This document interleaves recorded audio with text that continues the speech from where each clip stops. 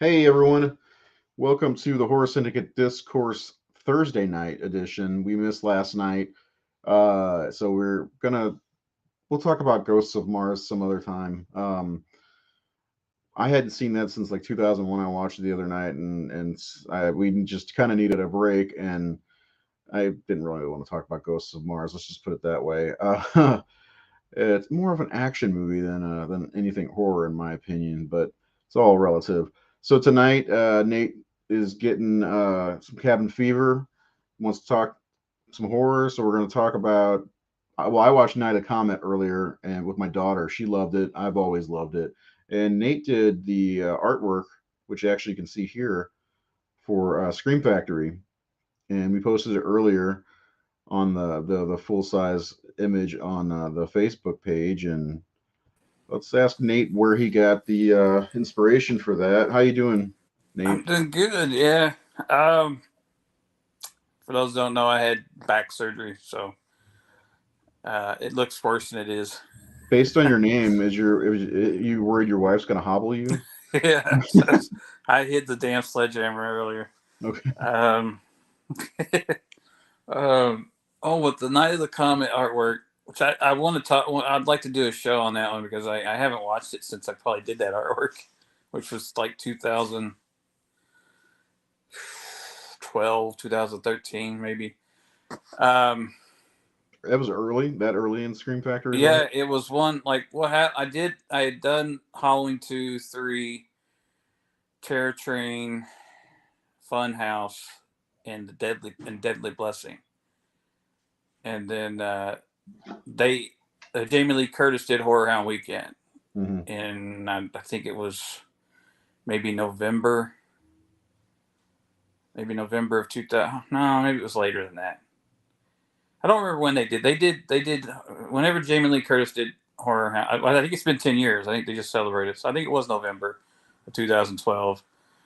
I was a guest there, and and the Scream Factory guys came out, Jeff Nelson and Cliff McMillan, and they were going to, and Michael Felser, who Red Shirt, he does a lot of the special features. Yeah.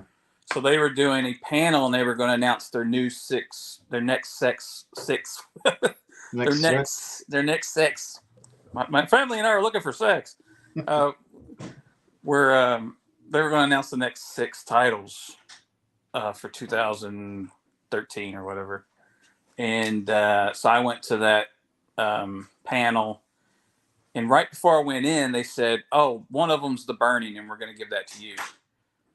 And I said, "Oh, okay." And they said, "Yeah, we saw." I had just done some kind of spoof thing for some website where it was like movie poster sequels that never happened.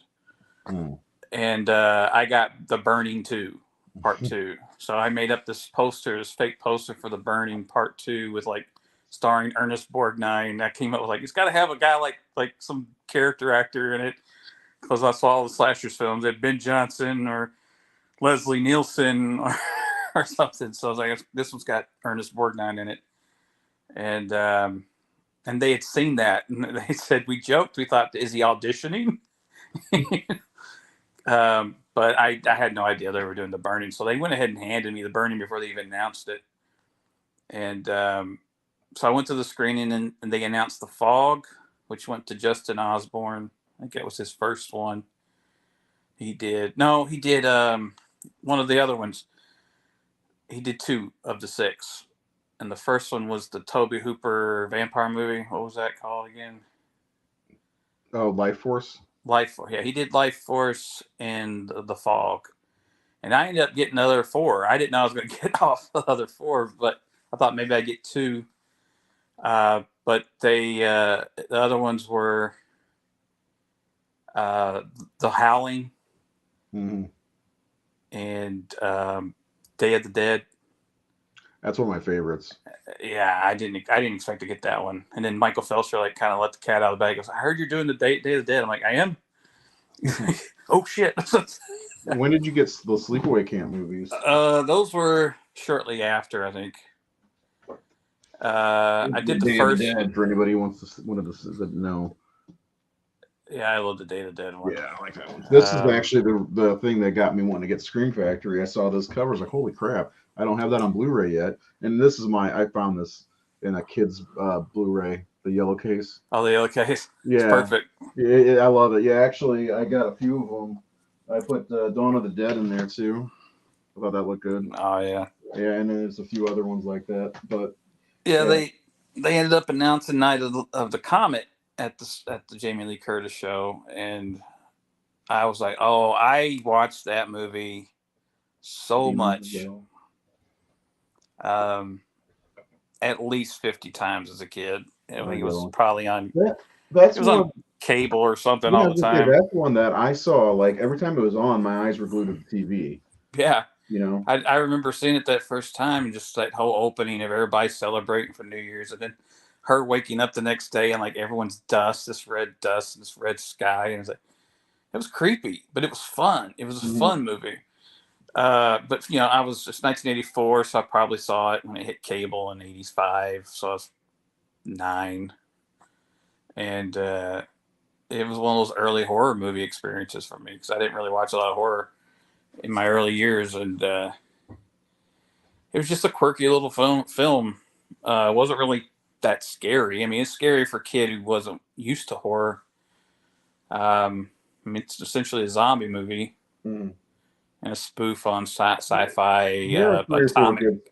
3 or 4 good scares in this movie, though. I think. Yeah, he got a lot of unused Freddy Krueger makeup apparently in that movie because the zombies, a lot of them are wearing, like, I think the cop is wearing like an unused David Miller Freddy Krueger Yeah, sculpt. you can kind of tell too. Yeah, that's Yeah, one of the good scares right there is the cop scene. yeah. Yeah. So I believe David. Which is the nightmare scene, so it makes sense that they use the Freddy. Yeah, Freddy I think David Miller did the makeup for Night of the Comet. So it was like a carryover, like a use your scraps kind of thing.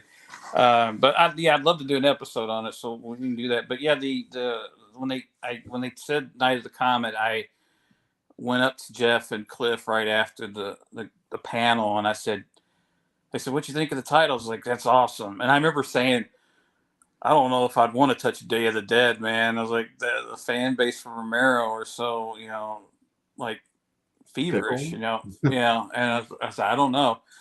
So I was really happy that when I did get it, I was shocked, but I was like, well, I got to nail this. And I remember with Day of the Dead, because Michael had kind of spilled the beans to me early at another horror hound, I think the next horror hound. He came by the booth, and I was like, oh, well, I'm going to start thinking about it. So I had already thought about what I would do. I said, well, when it comes to to me, it's about the zombies. I want to put all those zombies, because Day of the Dead has a lot of iconic zombies, and alligators and shit. I mean, it's just so much stuff in that movie that's just wild, and I want to put all of that stuff in there. Which And did get a lot. Where did I put it?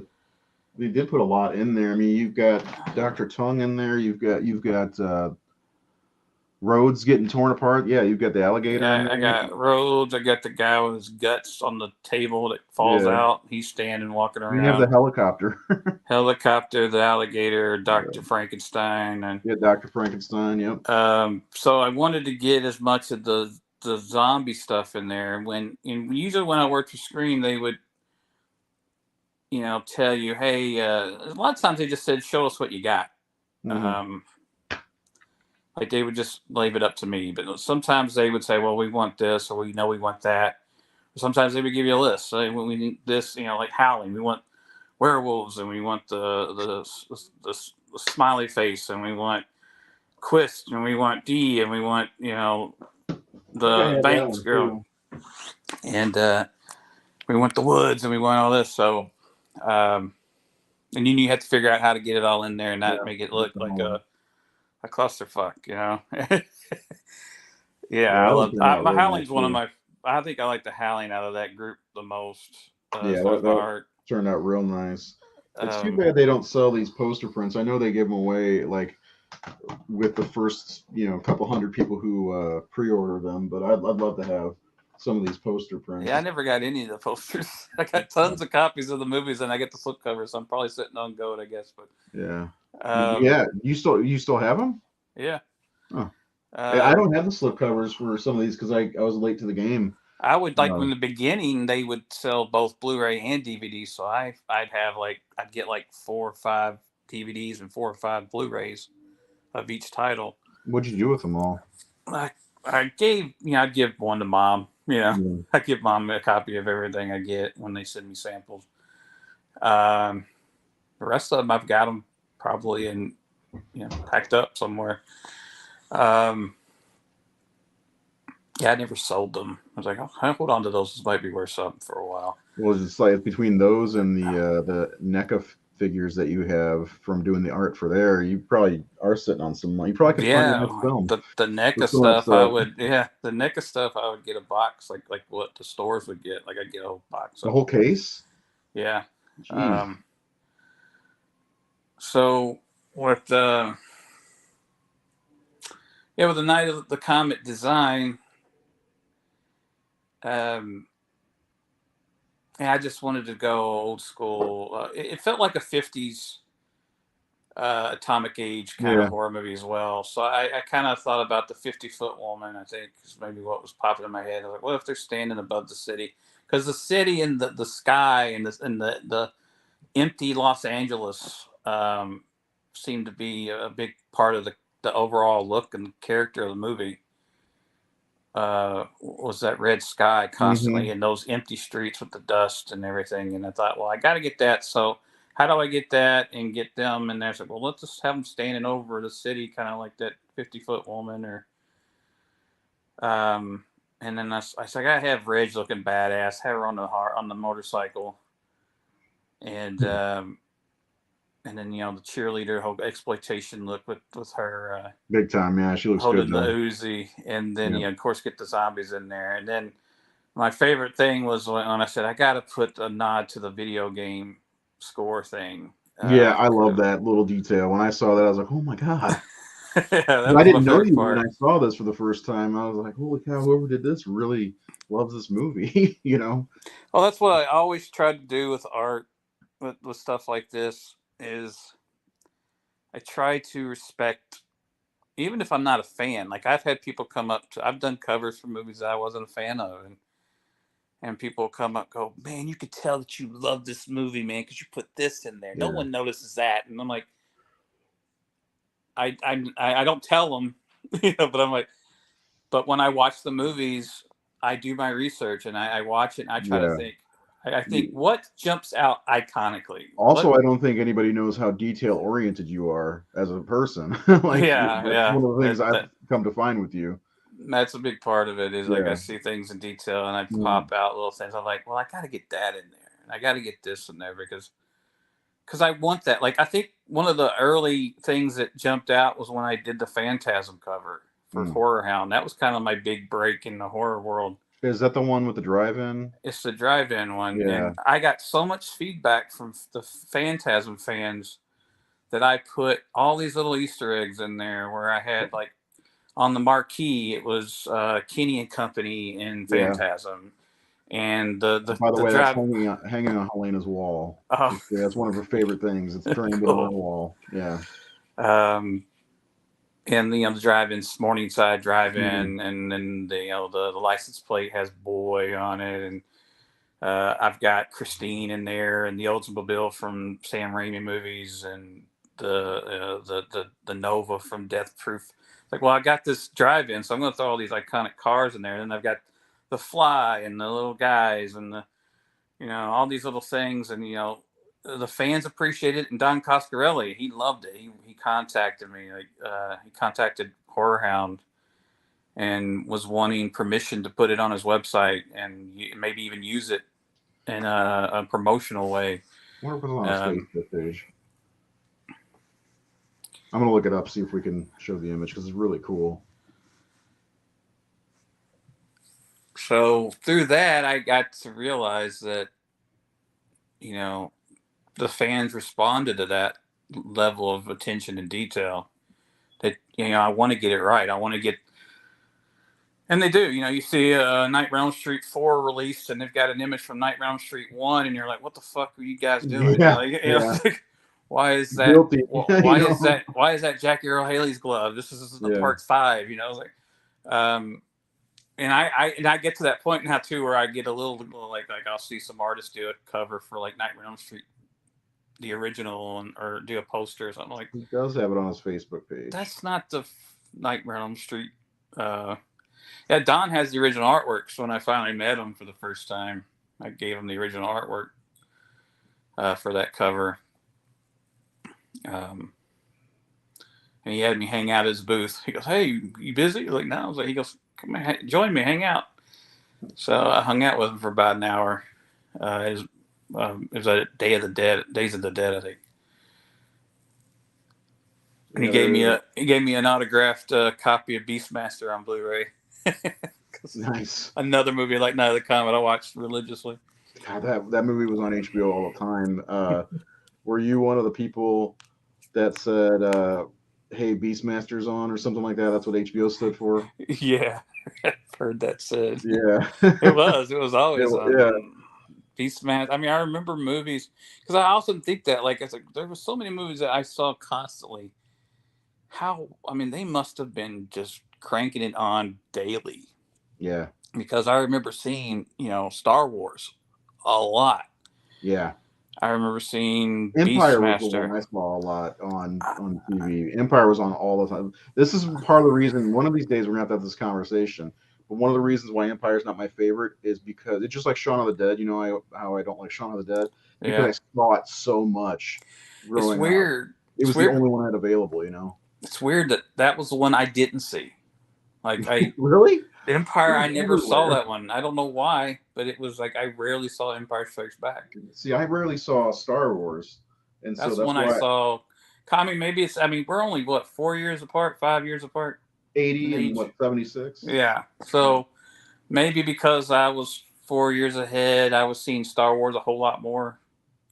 Yeah, because it was around 83, 84, I think, is whenever I remember really starting to pay attention to that stuff. And as we had cable TV and HBO, or one of them had Empire on all the time. And I remember Return of the Jedi had just come out, and my mom used to tell me she got me the THX copies, with the big faces on them. Yeah, 90s, 95 or 94. Yeah, I think it was 95. Yeah, 95. And anyway, she got me those, and she's like, "Here, you can finally watch Return of the Jedi anytime you want." I was like, "What do you mean?" She's like, "You used to ask about that all the time. Every time Empire Strikes Back came on, you asked, I want to watch Return of the Jedi. I want to see Luke's green lightsaber, all that stuff, Yeah, I know I had Return of the Jedi on like a VHS tape that I recorded off of cable, but I really rarely saw Empire. Yeah. And I remember like visiting my cousin, and he had like the cloud car and all that stuff, and that stuff was like foreign to me. Like I was like, I think I maybe seen it. It's really wild to think about how our early years. Especially growing up in the '70s, late '70s, early '80s, where before the VCR was a household thing. We didn't get VCR until about '84, '85. Yeah. That's, I think we got ours in '85. That's when my mom started renting horror movies and traumatizing my little mind. So like I was almost 10, so it's like so when I look back, I think, oh, I grew up with all these movies, but I really probably didn't. If it wasn't on cable, and we didn't have HBO all the time, if it wasn't on the Saturday night movie or whatever, and we didn't have tons of money, so we didn't go to the movie theater all the time. So I don't know how I saw so many movies, but my memory must be misserving me because I probably saw most movies after 6 or 7 years of age. Yeah. Like I know there was a couple stations here in St. Louis area that would do Sunday at the movies or whatever, and they would show starting at noon, like 4 movies, I think, until like 8 p.m. Like because that's how I saw Jaws, with commercials and everything. It was ridiculous. Yeah. But that's through the early to mid '80s, that's how I saw a lot of my movies were on TV with commercials. And I definitely saw them on TV. with the commercials. I know the first time I saw The Exorcist, it was on TV with the Me, commercials. me too. Amityville Horror was on Still TV. scared the shit out of me. Yeah. So yeah, it's just kind of funny to think back then. Like, well, was I actually watching these movies as a young child, or did it actually come later? Did I just like overload when cable and VCRs came in? Did you have the same thing where you get like your mind seems to be pretty sharp, but for me, like I could never remember titles, and you know how I am. I didn't know that person directed that, for a long Yeah, I time. didn't know directors. I Yeah, knew like but like, everyone knew Spielberg. Like that was the well, yeah, thing. It that's was different. I mean, yeah, but like I had no idea who George Lucas yeah, was after or ET came out, I knew who Spielberg was, and yeah. actually, I knew George Lucas, but that was because we had a VHS copy of from Star Wars to Jedi, the documentary, Mm-hmm. which I watched that all the fucking time. But yeah, like no, I would confuse movies. Like I like people were like, did you see, you know, Night of the Comet or whatever? And I'm like, oh yeah, that's the one where, and then I would be describing something else. They're like, no, no, no, because we didn't have the internet to look things up back then. Yeah, So I mean, you didn't know unless you like even like knowing all of the Star Wars character names. yeah, I didn't know all like who the fuck Snaggletooth was until I was like in the '90s. Like, is that yeah, what he was called? Like, I or don't Lobot, know. I just had from Star yeah, City. I just had the figures, and I know they had their names on the back, but I was a little kid. I wasn't reading the Yeah, back, you exactly. know. Those got torn the fuck up, Yeah, and I mean, I was 7 oh, when Jedi came out, so I didn't I got a read picture those. I'm gonna share. I know we're not. This is the Horror Syndicate. Who cares? Because talking about Star Wars, everybody knows Star Wars. Yeah, I mean Those who that's don't, that's my they're shit. pretty proud of themselves, but Yeah, I I've cry never for them. watched a Star Wars I've movie. never watched a single one. Never liked them. Well, Well, congratulations. congrats. I'll send you a cookie. Yeah, let Um, me see. I got a picture from Christmas, like 1982, 83, somewhere around there. Of I think it was 82 because my sister had probably just been born, and like basically all I got all the presents, yeah. here, and it's actually there's a couple of them. Here, I'm gonna share the screen real fast, if you don't mind. What's up, Nate? Luke? I almost called him Nate. How's everybody doing tonight? I don't know who's Yeah, watching. yeah. If you're out there, if you have any questions at all, let us know. We're just kind of bullshitting Yeah. around, We're just but having fun and hanging out, and yeah. bullshitting. So if you guys want to jump in and bullshit, we're all So good. you can see the ad there and some figures and stuff, but check this out. Look at all that shit. Is that your Like, stuff? yeah, that's all my stuff. Like, I love looking at these old photos like that. yeah, that was like the year before. I so that all that my mom told me that was all mine. 'Cause I had, wow. So that was all mine. Yeah, man, it's wild how much, like, Yeah, definitely spoiled, man. yeah, I remember, like, I have a picture of me in, like, my basement playing, and I've got, like, everything, like, I've created a whole village, and it's made of, like, the Ewok village and yeah. Castle Grayskull, Oh yeah. and Still there's, have like, my great girl actually. Chuck Norris figures, Did and you get the Karate Kid figures by I chance? did, yeah. Originally? I had I the love Karate those. Kid. I Yeah, remember having the Dukes of Hazzard kid yeah. figures and the Chips and Dungeons and Uh, Dragons and Clash of the Titans. Luke wants to know how you're feeling. I'm feeling good, actually. I don't like the pain was gone. I don't say it's gone, but I was off my pain meds after day 2. Uh, I was shocked. Like the doctor told me, a day or 2 you'll be all right. I thought, really, after spinal surgery, you know? And yeah, the pain. I mean, getting up and down was hard for the first 5 days or so. Um, but I was comfortable after the second day.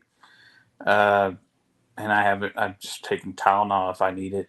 And I've only taken it like 3 times, I think. Regular Tylenol or is it Yeah, just regular Tylenol because That's I cool. can't have any inflammatories for like a year while my bones and back heals because it slows down Really? bone growth. Yeah. Wow.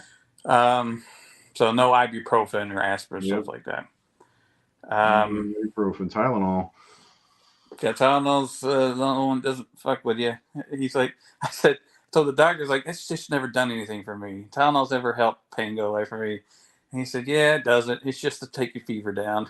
It's like, he goes, it's not going to work like ibuprofen does. Because it's not an anti-inflammatory. Yeah. But the worst night I had was, well, not first night, other than the initial night was I had indigestion one night. I didn't know what I could take because, you don't want to take something you can't take. And I'm like, well, right. Are there anti-inflammatories in Tums? And there are. Are there really? Yeah. So like, Oh, shit, what do I take? And I didn't want to take anything. And then I called the nurse and she's like, I don't know. What? I never thought about that. And then like Pepto-Bismol has, you're supposed to stay away from aspirin, I think. So Pepto-Bismol has aspirin in it. And like, shit. So finally, I asked my mom to go to the pharmacy, and the pharmacist said Pepsid. So if anybody is ever in my situation, take Pepsid for acid. But like you don't know like how bad it is when you can't take anything for indigestion, or like when you're just like living with it, and you can't, like, you have to lay down. You have to lay down 12 hours a day, which doesn't help indigestion or heartburn. It's like if you got to lay down, you're supposed to sit up. I want to know, have you sneezed yet? No, don't make me. Yeah, that's one of the things I'd worry about because I do full body. You know what I'm saying? Like I'd throw my back out just sneezing. So I don't sneeze that hard. I'll be all right. I do. Oh my god, I do. It's like it's I gotta cover up my whole face when I do it. So anyway, yeah. So if anybody's out there watching, there are a few people watching. Just if you have any questions, let us know. If there's anything you want to mention other than the back room at the local video store. The porn room. Yeah. I never went into the porn room, man. I went in there and I was like Michael Scott laughing the whole time. So I think I went in there maybe once as an adult, and I'm like, yeah, this ain't me. No, me either. Like, I went in there, I was just giggling and everything. I've never been a porn guy. When people, like, whenever you post that, ask me any top 5 favorite movies of all time. Someone's always got to go, what are your favorite 5 Jenna Jameson movies or some shit like that? I'm like, ha, great. I don't know. I can if I did watch any of her movies, I don't know the titles. The only one that I can name is Private Parts because she was in that that Howard Stern movie. Oh, okay. Yeah, that's because. Or wasn't she in Zombie Strippers or something like one of those movies? Maybe I haven't seen that. It seems like I saw her in a horror movie, like a zombie movie. It was funny. I was at lunch with a friend of mine not too long ago. Her name's Gabby, and my friend Edgar messaged me. He's like, "Hey, what are you doing? You want to get lunch?" I was like, "No, I'm having lunch with my friend Gabby." And he said, "Carter?" I'm like, "Who the fuck is that?" And I Google her, and she's in porn. I'm like, "Oh, that makes sense." Gabby Carter in porn. Oh, you're one of those dudes. Okay. Yeah, well, he is.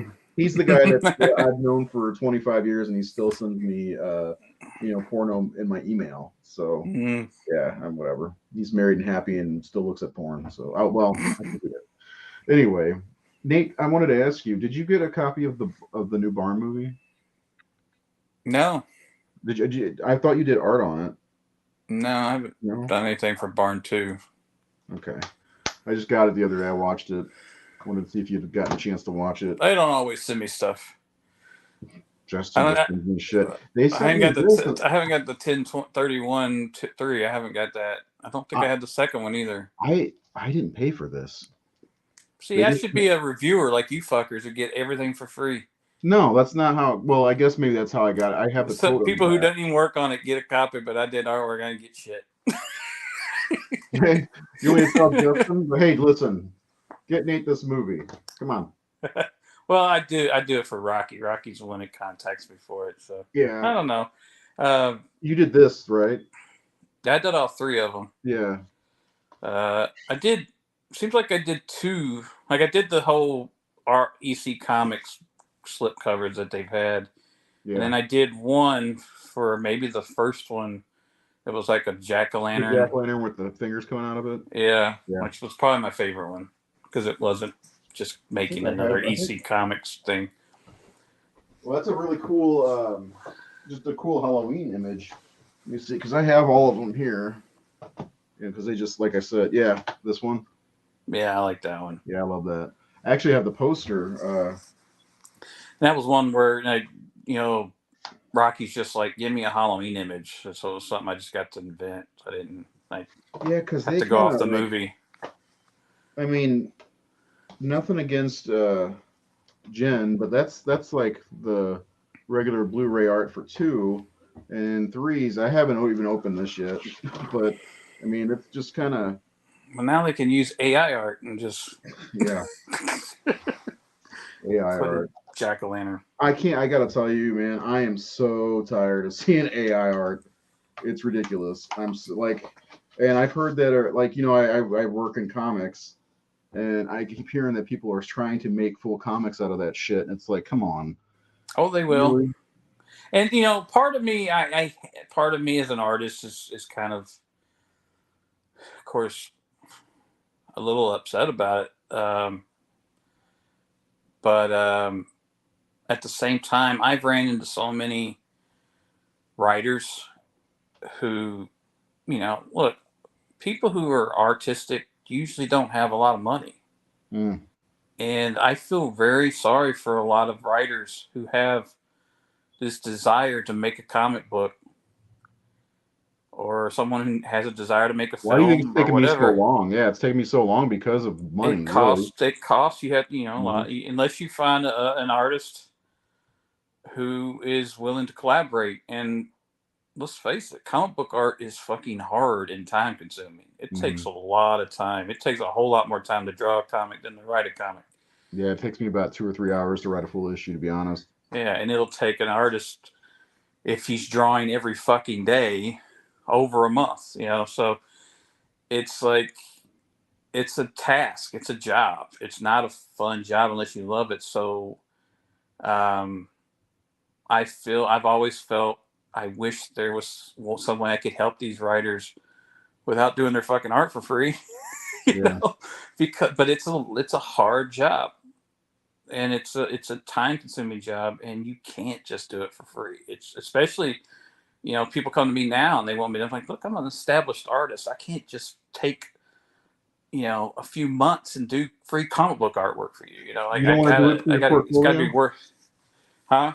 That's what a lot of artists that I know say. They always ask if I want to just do it for my portfolio. Like, Yeah, it's like I don't need a fucking portfolio. I've got a portfolio. I've been working as a professional artist for 15 years, and I worked as an amateur artist for 15 years before that. Like I don't need my name on your website to get exposure at this point in my life. I'm 40 fucking six. I've been doing it. You contacted me because you already know me. You found me on. So it's like I've already put myself out there. So go find some hungry kid on Fiverr or something. Like at least they have that Fiverr thing. At least you're paying somebody. yeah. You can get good artwork on Fiverr from an up and coming artist. And the thing about the AI art, and this is what I was pointing at. Someone, I think Luke maybe mentioned the six finger thing. Hmm. AI art is flawed. It's tremendously flawed, Super flawed. and shit comes out looking weird. And the thing is, you go, well, we're going to go with it. We're going to have this little.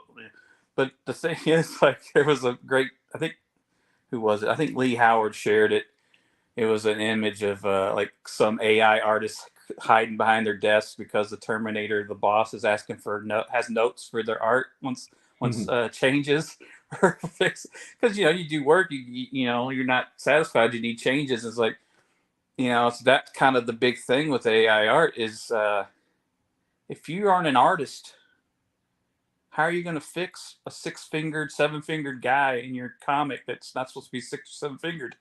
How Yeah. are you gonna like? They're imperfect, and any artist who gives a fuck is not gonna put unfinished, awful, awkward, messed up artwork out there. They're and like a real artist, and if real artists are using AI technology to do it, more power to them. It's gonna save them time. It's gonna save them money, but they know how to fix it if there's a problem, if there's a flaw. But I'm seeing people pump out this shit constantly and constantly, and they're just flawed. And you zoom in, you're like, Jesus Christ, what is going on there? No artist would ever put that out because it's not right, And it's like so. And you know, the thing is, they're going to get it right. They're going to work out the bugs. It's going to get eventually fixed. You know, they're going to do that. So I'm kind of torn between the people who would have never made a comic because they would have never had the money to pay an artist might get to do it and live a dream out. Maybe. And the thing This is is, what they're not going to make any fucking money at it. You know, you not know, like, there's no no, huge money in independent comics. So all these people are like, no, oh, there's they're going to not. have these guys making art. It's just going to hurt the comic book artists who are getting paid by these guys. Now, the only people making those money from those things were probably the artists that got paid to do that art. So So there's this catch-22. Now, this thing here, like this Superman thing, and so I'm seeing this go around, and I thought about it. A lot of people are talking. There's a movement to just feed Disney shit into the AI stuff, so it pumps out Disney shit because Disney will sue your fucking ass. I don't care who you are. yeah, Disney will not let copyright infringement go. So if if these softwares and all these artists are putting out Disney shit, but that's the thing. It's like people are saying, well, it's not the software, it's the people using it, and that's really where it is. I don't have a problem with the people using it to make these portraits that they're having fun with, right? They're just, oh, I want to look yeah. like a princess, or I want to look like Iron Man, or I want to have fun with. That's fine, you know. It's the people I who are haven't like, bothered putting hey, myself into it. I haven't. I haven't. I can draw myself. I don't need to. But it's Yeah, like, I mean, Reynolds and I just wanted to see what we looked, or what Affleck looked like as Superman, and what Cavill looked like as Batman. So but that, it's that like, that's our motivation. but it's like, you know, if you're having fun with it, great. If you're a really good artist who is using it as a tool to enhance your work, as long as you're not stealing some other artist's work, you know, have at it. But it's the people who have never drawn a fucking straight line in their lives who are suddenly starting to become professional artists and selling their shit and going to artist alleys and going online going, hey, I'm doing book covers and movie posters. Here's my PayPal account. And, you know, if their computer goes down, they can't do anything. You know, like I said, you know, if I have to draw in the mud, I can draw in the mud, guys. You know, look at my fingers. If you can't do that, then you shouldn't be selling artwork. If for you just to say, well, I could put in, you know, Batman as directed by Jordowski in 1978, and I'm going to get 50 fucking images of a fake movie that never existed. And go, all right, I'm going to make prints, $40 a piece. Yes, I am an artist. Um, and again, if they do try to get jobs, because I don't feel threatened by it, because I know that it's bullshit. Hmm. Because I know as soon as a client says, you know, Batman's got 70 fingers, guys. Yeah, Could you change that? Superman's Like, got the Superman's guy got that 10 abs. the guy can't prompt that away. Like, he's gonna Yeah, have to learn how to use Photoshop to fix that, you know, and he's not gonna be able to because he's not an artist. And you know, that's where I'm not. I told people I'm not threatened by it because look, I've already established myself. I'm worried for the young people coming up who this is just going to create a bigger sea of hacks and amateurs out there hmm, that people have to fish through uh, to find the real talent and the young kids coming up and the young people who should be getting the attention that these people are going to get. The kids who've been drawing since they were 4 years old and have gone to art school and have done all these things the right way, and you know, some guy who just bought the software and punches in a couple of, you know, words is suddenly getting, you know, whatever he's getting. And the thing is, like, why pay that guy? Just get that software and do it yourself. uh, yeah. so it's a weird thing, and I've talked about It's it, but I know that my big thing that I dropped on was don't call yourself an artist. Simply that, because art is not about point A and Z. Art is about the in between. hmm, When I look back at when I do a piece, I don't think about where I started and where I ended. I think about how I got there, and that's in everything in life. How we got there is the story. It's where the art is. It's where the magic is. It's where the love is. It's where everything. We look back at our memories. I was talking to a friend of mine who's a martial artist. I said, when you think about your martial arts career, do you think about walking to the dojo the first day and then getting that last belt, or do you think about the spiritual journey you took? You know, learning that martial arts and the Yeah. experiences you had with your sensei and your classmates and teaching other people and all this. And he said, oh, definitely. It's the journey. It's the walk. And I said, and like Dave McKean talked about that. It's like taking a walk. You know, these people are just teleporting. They're not taking a walk. They're not enjoying their walk. They don't know. They didn't experience anything. And they shouldn't be proud of anything because they did not accomplish anything. You know, so and people need to feel accomplishment. When you make something, you feel accomplishment. When you build a whatever, if you're playing in a garden or making dinner or whatever it is, you feel accomplishment. How do you feel accomplishment? Like typing in some shit and getting 50 results and like that. And when you get 50 results, none of them matter because it's just endless, like there's just endless results. So, you know, people are posting like 50 portraits of themselves that are drawings. And like, they don't even know which one they like the most because there's too much. And it's like, too It's much is a bad too thing. much of the same thing too.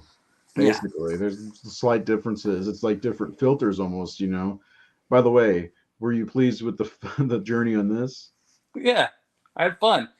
The reason, I mean, you didn't ask me to do that. I No. don't think I did it for, did I give it to you as a gift or something? I think I just drew it because I wanted to. I used to, I hadn't drawn comics in a while. You know, I don't usually get to draw comic book stuff. And I used to, I mean, back in high school, I hung out with a group of friends who came up with comic book characters. And I always enjoyed drawing my friends' comic characters. Like, Mhm. come up with them. And I was like, I wonder what I would do if I drew that character.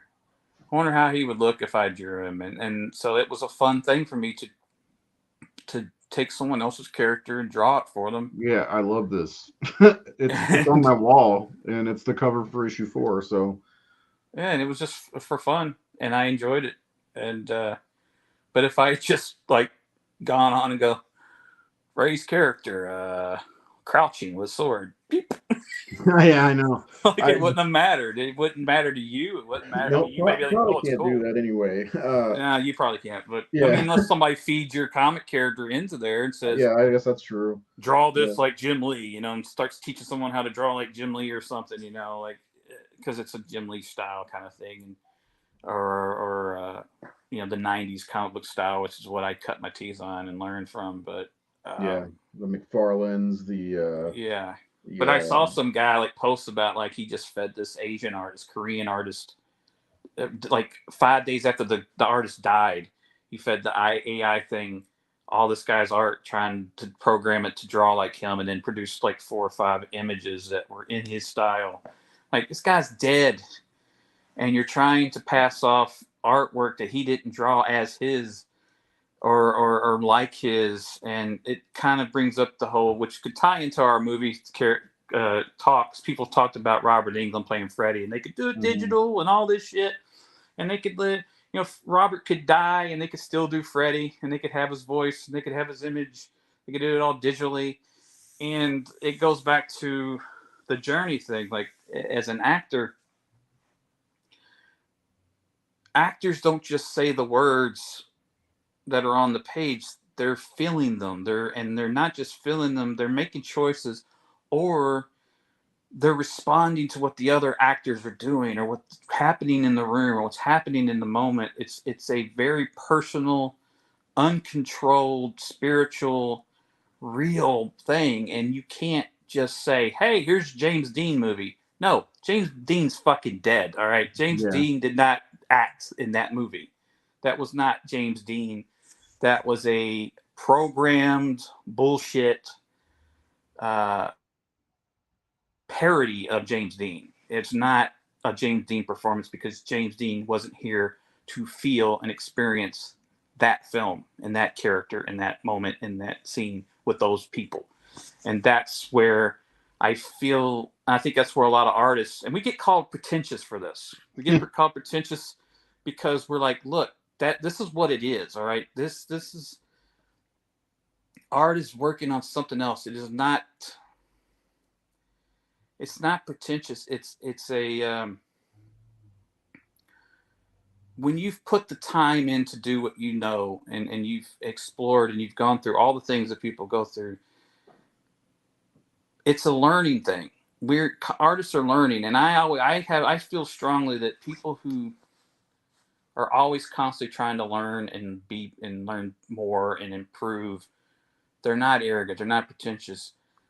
It's just that you're fucking lazy and you don't want to do it, so you just say, they're pretentious, they're so arrogant and cocky. Well, I mean, that's part of everything is continue Yeah. to learn. I mean, you're never going to be like. Look, I could start talk about that all day because of George Lucas's movies. People bitch about them changing them, but that's kind of the same deal. He wasn't finished anyway. Go Yeah. ahead. Well, that's what it is. Like people like saying, "Oh well, Ari Aster's just a pretentious cocksucker because he does his movies the way he does," and it's like, well, is he pretentious or is he just someone who really took the time to learn how to make films and studied films that maybe you don't like, but he went to film school and he was exposed to Bergman and he was exposed to Godard and he was exposed to all these films that you haven't watched and that touched him and mattered to him, and he took the time. You can't watch Hereditary and think that guy doesn't know what he's doing cinematically and story wise and visually. And you can't say, well, Sleepaway Camp was better. Oh, fuck, it wasn't. Like that movie has no artistic merit. Okay, it No, was not an at all. idea.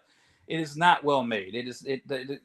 This kid learned how to do what he's doing. That doesn't make him pretentious. It means he worked harder and he Mm-hmm. gave a shit. It's like Stanislavski had said, these people who say they don't believe in method or actors' processes and all that. He goes, they're just lazy. That's what it is. It's not that they don't really believe in it. They're just too lazy to learn it and take the time to do it. And I've run into people like that. You'll tell people like, man, you should probably take some acting lessons. You'd be really like you've got something, but you take, nah, I'm good. I'm good. It's not that they're good. They just don't want to do it. They don't want to work for it. And this AI thing is definitely an example of I don't want to work for it. You got people telling, the artist, shut up. It's like, dude, I have been drawing for 46 fucking years.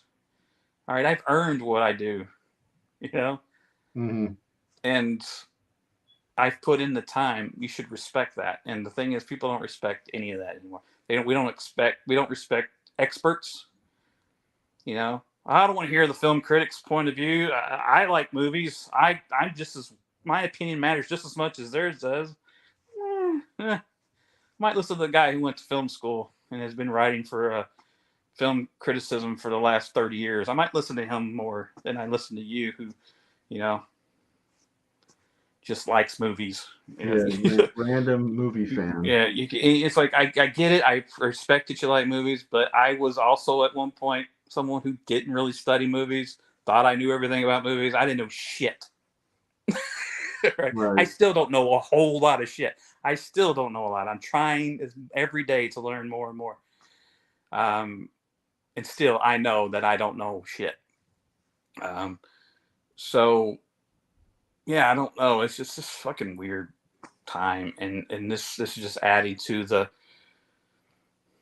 making art redundant or invaluable or less valuable. Like people just if you have the access, if everyone can do it, they will, and you'll just have a lot of dog shit out there, and you'll have because not everyone's meant to make movies, not everyone's meant to make paintings, and not everyone's meant to write stories. But like, how far are we away from someone saying, "Hey, write me a novel in the style of Tolstoy about a tulip," and someone's like, and it pumps it out, and they're like, "I'm Yeah. Tolstoy," and it's like, no, and like, hey, I want a Pink Floyd song that's about purple rainbows or whatever, and it's like, boom, and it's there, and they're like, I'm Pink Floyd, call me Roger Waters. Wait. I think they have a song like that. They probably do. Yeah. Back in the early days with Yeah. what's his name? Was the original guy from Pink Floyd, Sid Barrett. Yeah. Sid probably wrote a purple rainbow song. Um, but it makes no sense. Purple rainbow. Purple's already in a rainbow. So you still watch Close Up with Sam Jones, up close. Yeah. So, yeah, there's my rant about this AI shit. It's false. Don't call yourself an artist. Have fun with it. Have fun with it. If you're a professional artist and you're using it, I wonder why. I kind of feel like because when I look at digital art, I can appreciate it to a point, but I'd rather much look at something that's imperfect. And I don't mean having seven fingers. I mean I can see the lines. I can Mhm. see the process. I could see when I saw Drew Struzan poster in person and saw all of that work and all those marks and paint and airbrush and all that, I was mesmerized. I can't get that in digital art. Even like and I talked about like seeing. I used to love buying like the art of movies, like the pre-production artwork. And over the last 5 or 6 years, I'm starting to see more and more of it being digital, cut and Yeah. paste stuff. And it's like, yeah, Yeah, it looks like okay. It looks okay, but it's just the art it's of the last few Star Wars movies I've noticed were mostly digital, and it was kind of a yeah, letdown. It was it's a cool, but bummer because yeah. you grew up looking at Ralph McQuarrie Yeah, you look paintings at I and got a whole book of Ralph McQuarrie's concept art from the and, original trilogy, and and there's just you're the spoiled charm by because that. it's Yeah, real. And yeah, you're looking at this and you're like, I can tell those are just like figures pulled from something online that's been compiled together. It's all very phony looking, even yeah. though together it serves its purpose. And that's really where AI is going to work is these movie production, art direction, and visuals, pre-production art. Why pay an artist to do all of that work if we can just do this and get our look Hmm. and Yeah. and but again the only thing difference is those artists can't what will happen is again the good artists, the actual artists will be able to make the notes and the changes and the subtle changes and updates. The people who aren't are going to be sweating their fucking asses off when someone says, when George Lucas says, yeah, I don't like that hat, could you change this and put this over here and put this over there, I like this, I don't like that, can you change? He's like, I can't do that, how do I do that with AI, I can't do that. you know Well, yeah. Somebody will smell their shit from a mile away, and it'll.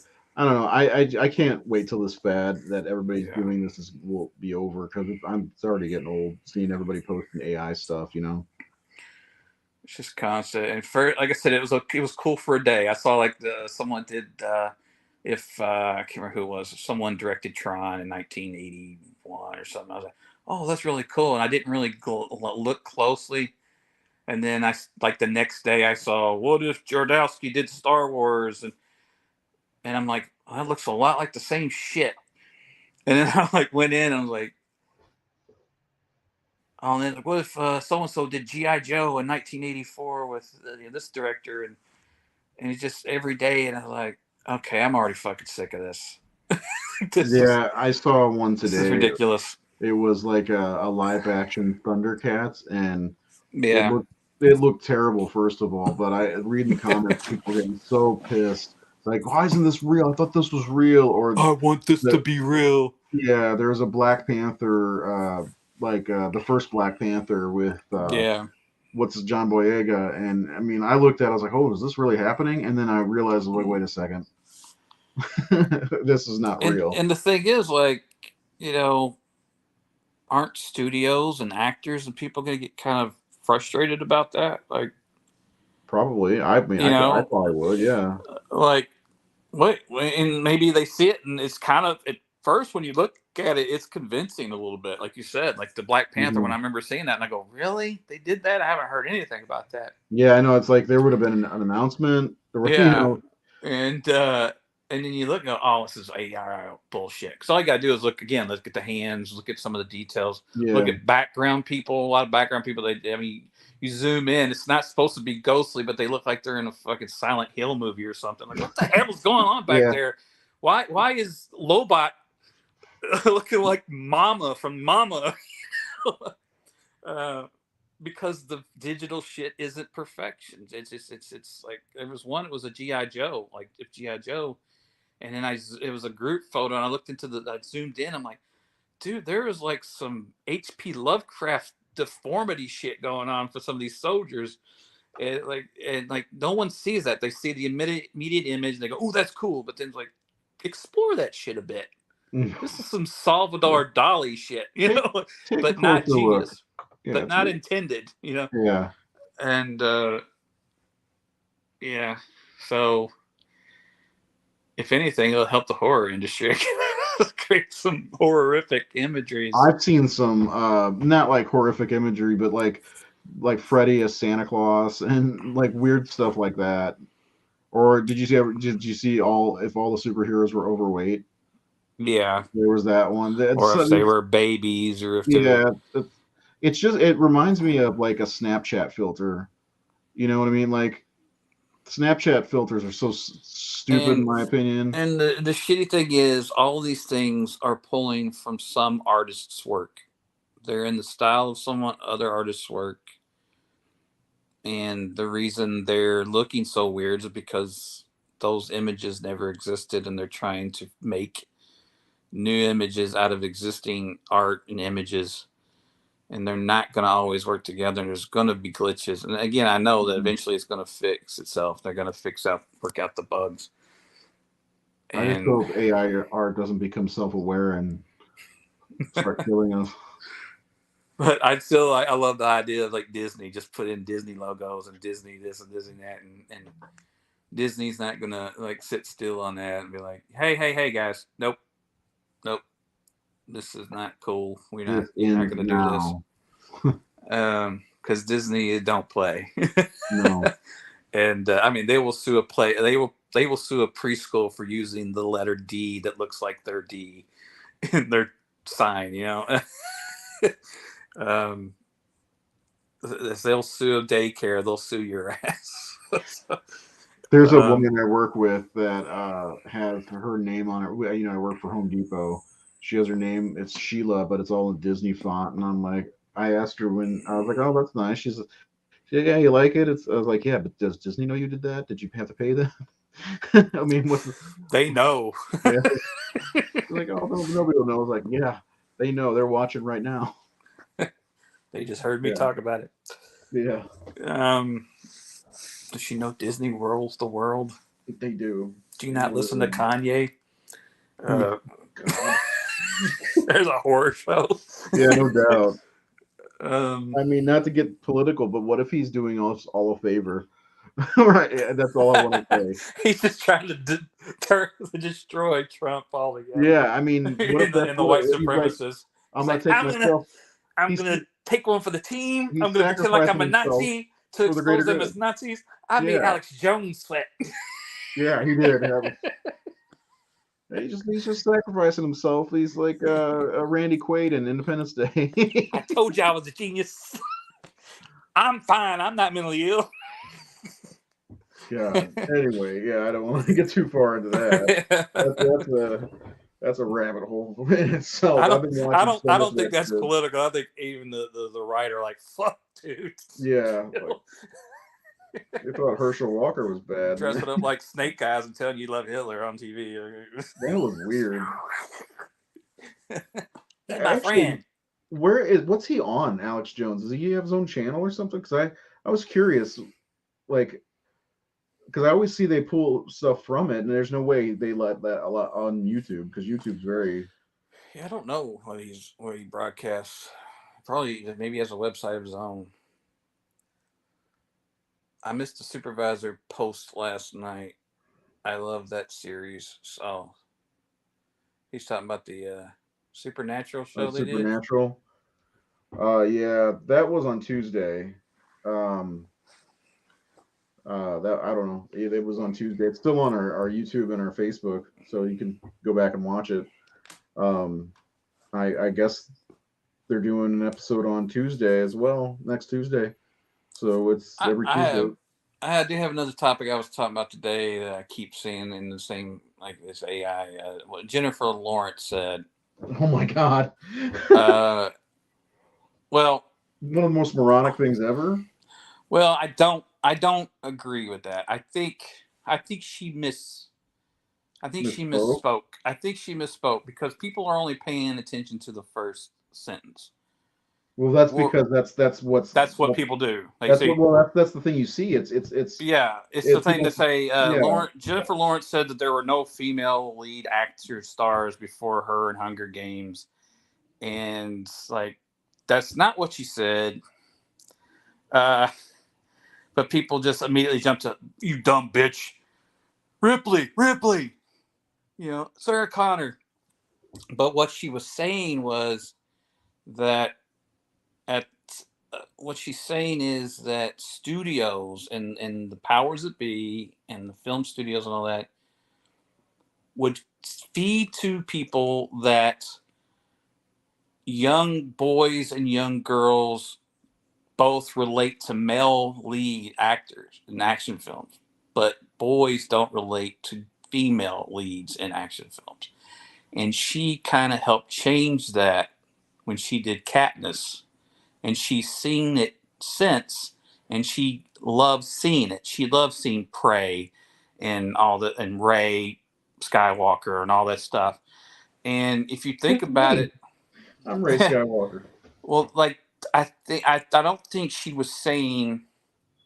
I mean, she said it, but I don't think that's what she meant. In that she's the first female action star. I mean, she's not that damn Well, I talented. mean, she had to know, and Yeah, she also played what's her name before she played Katniss, I think. yeah, she played Mystique. Mystique. She Yeah. like, but she wasn't the star. I think what she was saying is she also said that was other things like we weren't really the stars of those movies or the leads of those movies. So when people say Ripley and Alien, it's like wait, that doesn't count because Sigourney Weaver was not the star of Alien. She was not the lead character in Alien.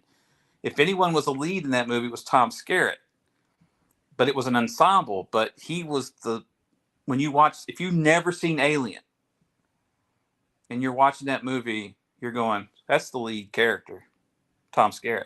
Hmm. You're not looking at Ripley. Ripley's just like what was her job? I forget. Like she was just like she's like the pilot or some shit, like or maybe she was like the assistant manager of the Yeah, I group or don't remember whatever. honestly. She was like Yeah. I mean, she was kind of like a young part of the crew. She was not presented or written to be the lead character. She was the lead in Aliens, but she wasn't an alien. Um, and people say Sarah Connor. Like Sarah Connor was more of a final girl than a Hmm. lead in Yeah. Terminator.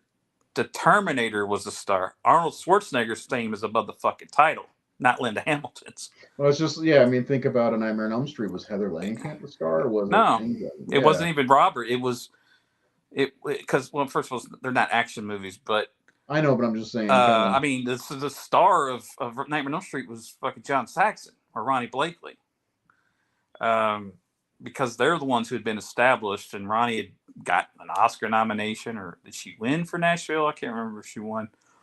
Um, but they had to get John Saxon for his star power. Um, but the other thing, of course, we go back even further. Pam Grier and Foxy Brown and Coffee and all that. Yeah, totally. But the thing is, Coffee and Foxy Brown, that blaxploitation stuff, they were what she's talking about is more blockbuster Hollywood fare. What they're trying to make money off the public for. And I related this, and you'll get this, right, because you are a Star Wars fan. You probably collected the figures. Who was always the hardest figure to get a hold of as a Star Wars when you're buying Star Wars figures? Princess Leia. Yeah, they didn't make very many of They them. didn't make them. She get like one a box. They get a box in, and there'd be one Leia in there. And it's because boys didn't buy Princess Leia figures. Boys didn't want Scarlet. They didn't want Leia. They didn't want uh, Tila. They wanted He-Man. They wanted Snake Eyes. They wanted Duke. They wanted whatever.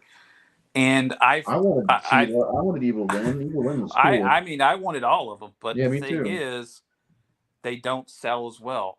If mom and if you're poor, you can't buy them all. All right, son, you get two He-Man figures, Masters of the Universe. Which one do you want? I want Tila. No, you want He-Man and Beastman or Skeletor or whatever. You're not going to buy Tila if you can only get two. So they knew that. So Or April O'Neil. I think that's what she was saying, is that that's the thing that was marketing and studios and money people were feeding, because no one's going out buying Foxy Brown action figures. They weren't thinking about merchandising. They were selling to an adult black audience. It was totally outside of the system. When you talk about stuff like um, La Femme Nikita, and people talked about Mia Jovovich in Resident Evil, and Kate Beckinsale in Underworld, and Uma Thurman in Kill Bill. It's like, those movies were not marketed or made to be for young kids to go out and buy action figures. I mean, two of them are horror, essentially. Yeah, that's not Katniss Everdeen. That's not in the same category. She's talking about after Hunger Games and Katniss, we got Divergent, and we got Rey leading Star Wars, and we got Jen Erso leading Star Wars, and we got Skywalker right here. Yeah, we started to see these films that were made for families and mass audiences and children with female leads that we never did. So much so that people are like, why are the Ghostbusters girls now? Why are Jedi's girls now?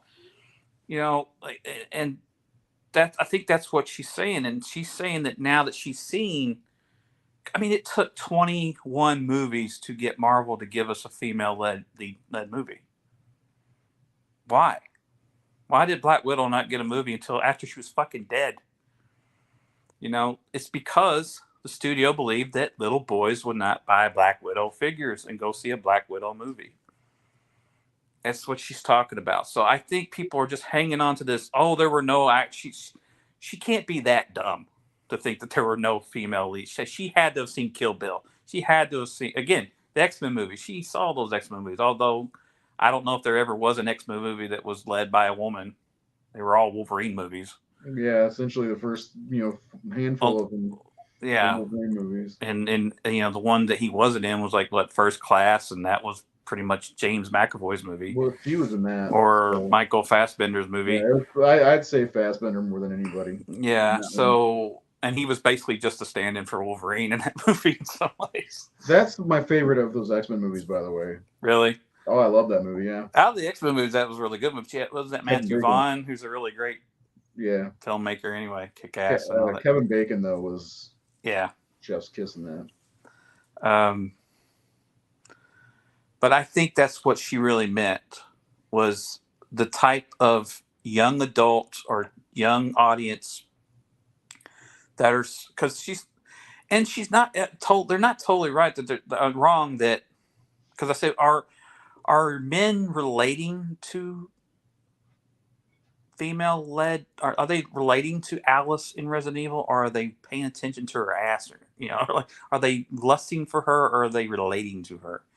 Because a lot of it was sexuality. It was skimpy outfits, badass babe with a gun, badass babe with a sword, getting revenge. That's what Katniss wasn't like that. Katniss is more in that Harry Potter world, or Lord of the Rings world. It's an adventure movie. It's a all ages PG type or PG-13 type of movie with a female lead. And I can't think of a lot of movies like that before Hunger Games.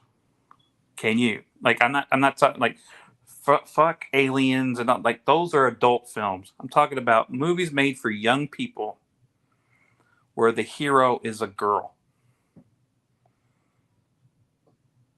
It's usually like think of Star Wars. It's usually a group of people, like Harry Potter, they have Hermione. It's a guy with his, like you can make the argument she's that a sidekick. Like Star Wars is Luke's movie with Han and Leia. Yeah. And then Harry Potter's movie with Hermione and Ron. Yeah, I mean. So to me, that's what she's saying, is there were not movies like Hunger Games where it is a movie for boys and girls and teenagers to watch a heroic adventure movie where the star is a girl. This is why I don't post stuff like that on my Facebook or comment on it. Like, I don't want to be one of those people who, like, the whole thing that's going on with DC right now. I wanted to post something last night, and I wanted to post something about the Jennifer Lawrence thing, but I'm like, let me wait. Let's see. Wait for like someone puts like because it's like that. There's so many things that these celebrities say, and she just. I think this is what she was talking about. I don't think she was saying, but all people can talk about, and even major news outlets are just blasting her for this, and I'm like, that's not. I do not believe that's what she meant.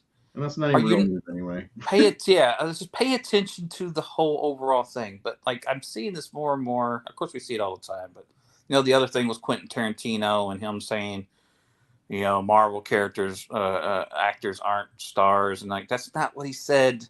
Robert Downey Jr. responded, well, it takes an actor, a really good actor, to make those characters. It's just an IP, but until the great actor comes along, it's like he wasn't saying that you guys aren't great actors.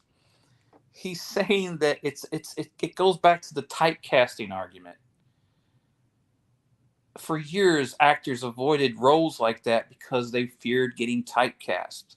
And that's what he's saying. If you played Captain America 8 times, and that's what everyone knows you for, you are not the one selling tickets. Captain America is selling tickets. When Chris Evans does another movie that's not Captain America related, he does not sell tickets. Even in the Not reverse of that, look at Black Adam. It didn't make much, and it had one of the biggest action stars ever. It's funny though, like you say that, because I mean, Exhibit A, Val Kilmer became Batman in 1995. Why? Yeah. It was Batman. I call Michael Keaton Batman. Sorry, Michael Keaton didn't want to be typecast. He didn't want to be known as Batman. He's a serious actor. And he kind of was like he didn't like his career was much hotter before he played Batman. I think.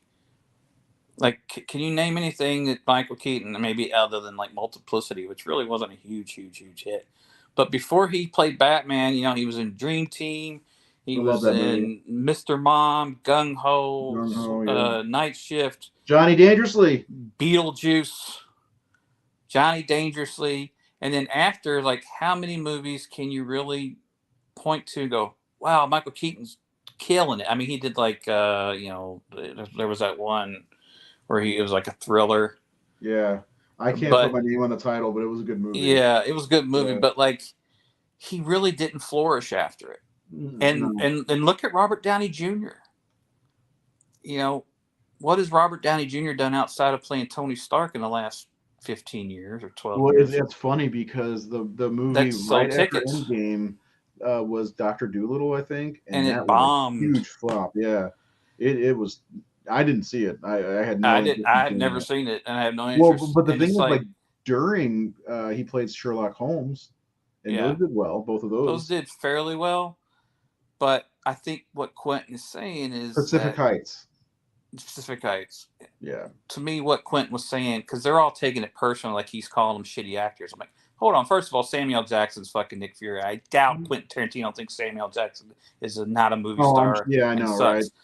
I mean, he's only Uh, in almost all of his movies. yeah, like he's not saying like Quentin knows talent. He I knows that forgot Michael these Keaton was in guys are Jackie good. Brown. Hell yeah. You gonna wear? Got another shot? Says undercover shirt.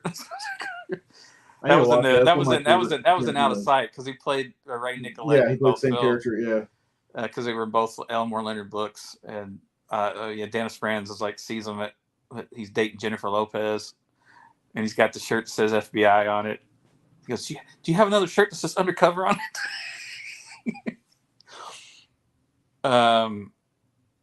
But I every time I hear another actor being asked about Quentin's like comments, I'm like, he's not shitting. He's talking about Fonzie shit here.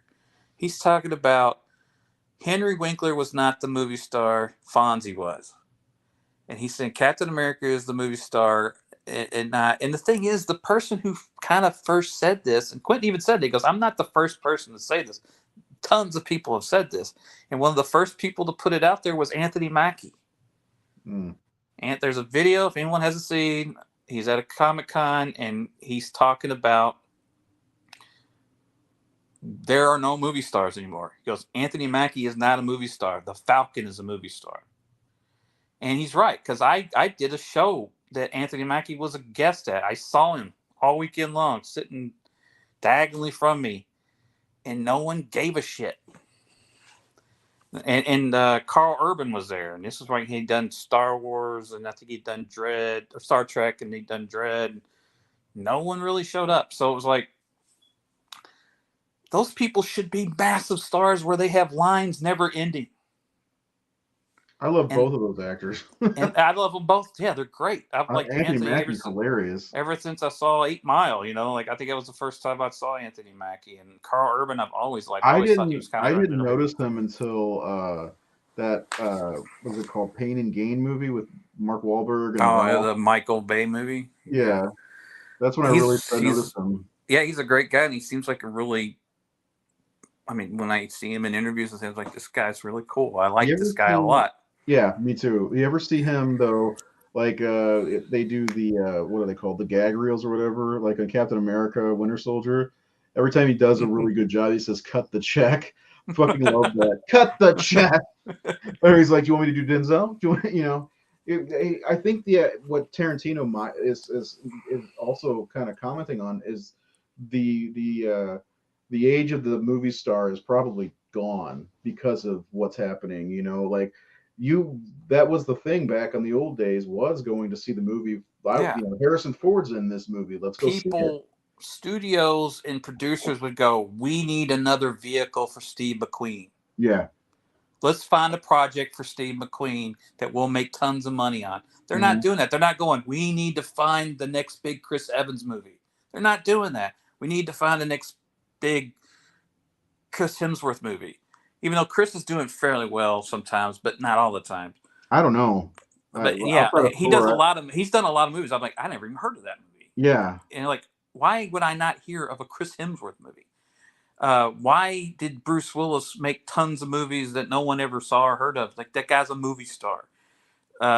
All these movie stars are making these movies that no one even knows exists. And it's because there's too much content. And as Quentin also put in that same conversation, the only thing people are excited about are the superhero movies. Because that's the problem. It's not them. He goes, I don't have a problem with them particularly. It's that's all people give a fuck about. They're not excited about the next, Chris Evans movie. They're excited about. They're not excited about the Fablemans. Let's talk about the Fablemans. I love the Fablemans. One of Steven Spielberg's best films ever. Easily one of his best since, like, A West Side Story was great, but in probably a decade. And it played on 2 screens here. And everyone I talked to said, oh, yeah, I had to go here to see it. And it played on 1 screen here, and it had 2 showings a day. And I'm like, how is that possible? This movie's going to get Oscar nominations out the ass. It's Steven Spielberg telling his life story. It's a movie, an inspirational movie. It's well done. Michelle Williams, Paul Dano, acting their asses off. And no one is seeing it. No one's talking about it because no one can go see it. And why is that not in theaters? Because Wakanda Forever's taking 40 screens up. And no one's seeing that either. So, and Black Adam. And no one saw that either. That lost money. I saw both of them. It's at this point where, like, these movies, and I see an end happen because a lot of these movies that they're starting to lose money. They put so much money into Black Adam that it's not going to make a profit, I think, is what I read today. No, and then the Rock's contradicting that, so who knows? Yeah, and then, like, Avatar. I'm reading already that Avatar has to be the 4th highest grossing movie of all time to break even. I'm sorry to say that's not going to happen. I'm not sorry to say because I didn't like the first movie at all. I don't. Generic. It was one of the most generic things I've ever seen. Yeah. Well, I think the thing with Avatar, I mean, it was cool because of the 3D enhancement, and I think this movie will be beautiful. And That's the Yeah, whole point of the first movie that for whole me point was of it. it was eye Yeah, candy. Yeah, my assessment of Avatar was that this was a movie he created in high school, right? This is something he'd wanted to make his whole right. life, what I Yeah, understand. And I think, to me, when I watched Avatar, it's like an amalgamation of all of James Cameron's movies. There's a little bit of Aliens in there. There's a little bit of The Abyss in there. There's a little bit of Terminator in there. There's a little bit of all these movies that he's I already I could made. see that. Yeah. And, I mean, Stephen Lang, I mean, he might as well be one of the grunts in Aliens. And, Hmm. there's all these things like I'm seeing, like, this feels just like all of James Cameron's movies together. It's like he used up his ideas on other movies that he did. Now he's making the Dream Project, but he already Better used a lot of movies. his, yeah. Um, and the Avatar's this weird thing where there wasn't really a lot of. I don't see people wearing Avatar art like T-shirts and having action figures, There's and only one person I know who's excited about that. It's Keith.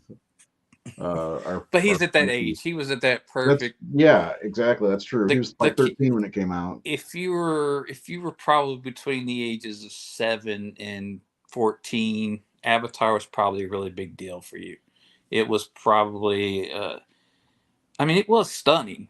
It was a stunning experience in the theater because it was a new technology of 3D that no one had seen before, which is what James is really great at, is inventing new technologies. Like him and Lucas were kind of, back and forth on that. Um, James is probably the better filmmaker overall, but well, he But is. George is the one who started pushing more. It's not. Yeah, Yeah, you need both of them. but I don't know what we're talking about this, but yeah, I think people, they hear these things and then they go to superstars and say, "Did you hear what Clinton said? He said this," and they're like, "Well, fuck him." And it's like, no, you didn't really hear what he said. You heard some asshole tell you what they think he said, and that's what's happening with Jennifer Lawrence right now. Yeah. I think they're people are jumping to the "you dumb bitch, what about Ripley," instead of really hearing what she's Well, talking that's about. also because everybody's smarter than everybody else. Oh yeah, They got to prove it like right away. Like when I saw that, I was like, that the first thing I thought was like, okay, all the fanboys are going to come out and start naming off all these women heroes and all this stuff. And and sure and enough, my people whole Facebook was that yesterday. and people already hate her, AI, of course. so they're just like, oh well, she's so full of herself. She thinks she's the first actress star. I'm seeing a lot of that response. I said, yeah, it's the same like when Brie Larson was saying her things. Like she wasn't saying the things that people were saying she was saying, and they were taking it different and taking it wrong. And they just said, I'm not going to listen or even give her any kind of room to explain it, or I'm not even going to think about it. I hate her. She's a bitch. Fuck her. I don't want to see Captain Marvel. And it's like, but that's not what she said. That's not what she meant. And then so many times they prove themselves right by the way people respond to them. And it's just, I don't know. The internet is so funny, but frustrating. Brie Larson, to be fair, is really stupid though. Like, have I you? don't. See, I I don't. mean, I've never met her. I don't know. I've never met her, but she had this like I can't I think it was on YouTube. Like she was streaming stuff, like her life or whatever. And I was like, I'm curious to see what kind of a person she really is. Because I do think she's a fine actress. Because I liked her. Well, the first thing I remember her in was that Kong Skull Island movie, which was, I think, a badass movie. Yeah, And she I was good watched in that in it. the hospital. Yeah, It was really, I funny. like that It movie. was it was playing, and my doctor came in to see me. He goes, "What are you watching?" So I'm watching King Kong. Yeah, And he's watching it. He saw Brady. He goes, "Well, she's hot." yeah, she looked good in that. Well, she was also in that movie with Michael B. Jordan, where he was a lawyer, and good in that, and almost not recognizable. But Oh, like, where she had that curly. Yeah, I mean, yeah, the first thing I saw her in was, well, the first time I remember her was, I think, 21 Jump Street. I never saw either one of those. That was really funny. You should see 21 Jump Street. Yeah. I was surprised how fun that was. She was Um, like one of the high school kids, like, the main female love interest character, and then of course Room blew me away. yeah, Luke mentioned that. Yeah, I so anyways, I watched this YouTube whatever live to see what kind of a because I do like seeing what kind of celebrities what kind of people celebrities really are. when they're not Yeah. on screen. And she's like, I'm not trying to be mean or anything, but she's a fucking airhead. Like she is so She totally could be. she's so like she's so dumb and vapid. It's like when so she's saying stuff like I don't want to work with a white director, whatever it was that she said. I'm like I don't think she knows what the fuck she's even talking about. I'll watch her movies because I don't really give a care about her politics or anybody's politics when it comes to movies.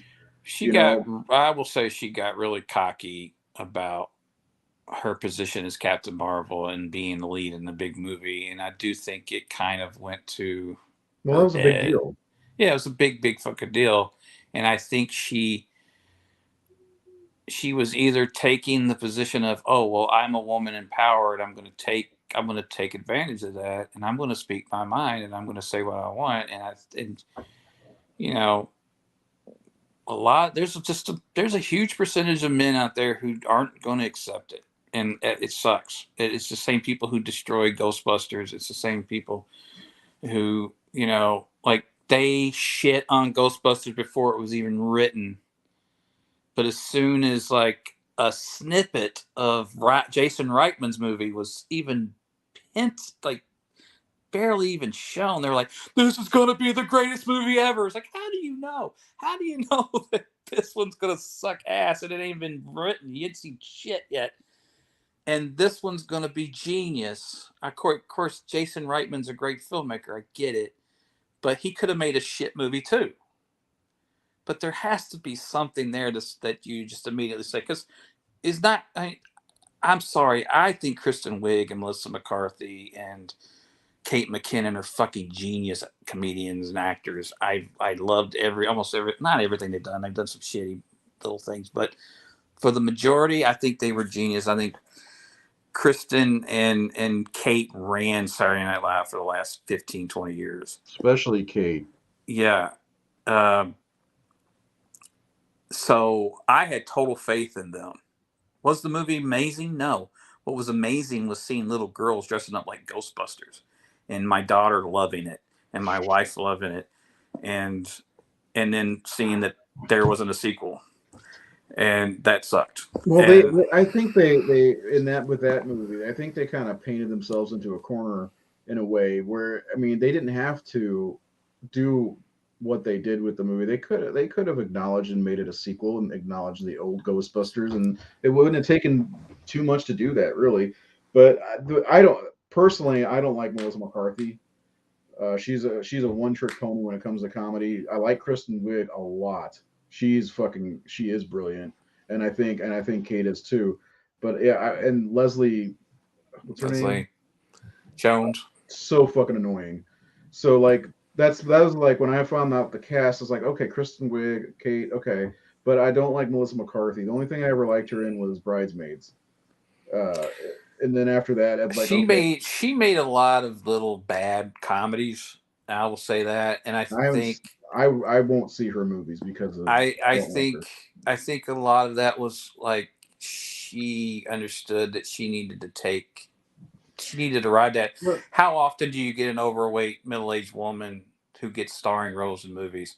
I think she realized that I better ride this wave and ride it as and long she as I did, can. but for me, And it I wasn't think she did. I think my she taste. did. And I think she ran into the same situation that guys like Jim Carrey and people like in the '90s comedy actors who made a lot of shitty movies. Adam Sandler, where they wore out, they dried out very fast to the point where they became a joke to a lot of moviegoers. She's in Go. Do you remember that movie? Is she Melissa Yeah, McCarthy? Is yeah, she's I, in the first Charlie's Angels. I didn't. I'm looking at her filmography right now because I know they shit after I, she was like the funniest thing in Bridesmaids, and after that they oh put her yeah, in she was great fucking in Bridesmaids. I remember yeah. she had a really great scene in the knocked up sequel. This is 40. Oh yeah, when Did you because touch my nipple? I have very high yeah, nipples. because her kid looked like Tom Petty. Yeah. Hey, Yeah, you said that.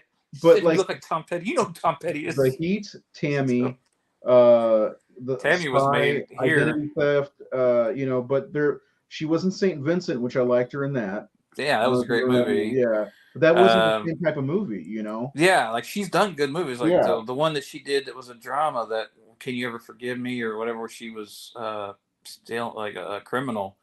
She was good, and I've loved her. Like there were some Oh my gosh, sketches she's playing she did. Ursula in the Little There Mermaid was movie. there were sketches on Brilliant. Saturday Night Live that she would do, that just some of the funniest sketches. Like there's a sketch that she played Michael Che's mom on Oh God, really? on the news show part of it, and she was genius in that. Like her performance. Yeah, she played Michael Che's mom, and she's just like coming out there like as a nervous, cute little mom who's got him a little picture of him on her sweatshirt as a little boy. And Mm. she's talking about how beautiful a little boy he was, and she's like, "Go ahead, say something funny. I can't wait." And she's just really, and just to see them two play off each other, and it was one of the funniest sketches I've seen on Saturday Night Live in the last probably decade. Uh, she's got, I like her, but I do think that she did make a lot of mediocre movies after Yeah, Bridesmaids, it was just like one after another, and it seemed and like it they're was coming out. very Yeah, similar character. yeah. It was just, and I don't like that. It's why I don't like Vince Yeah, Vaughn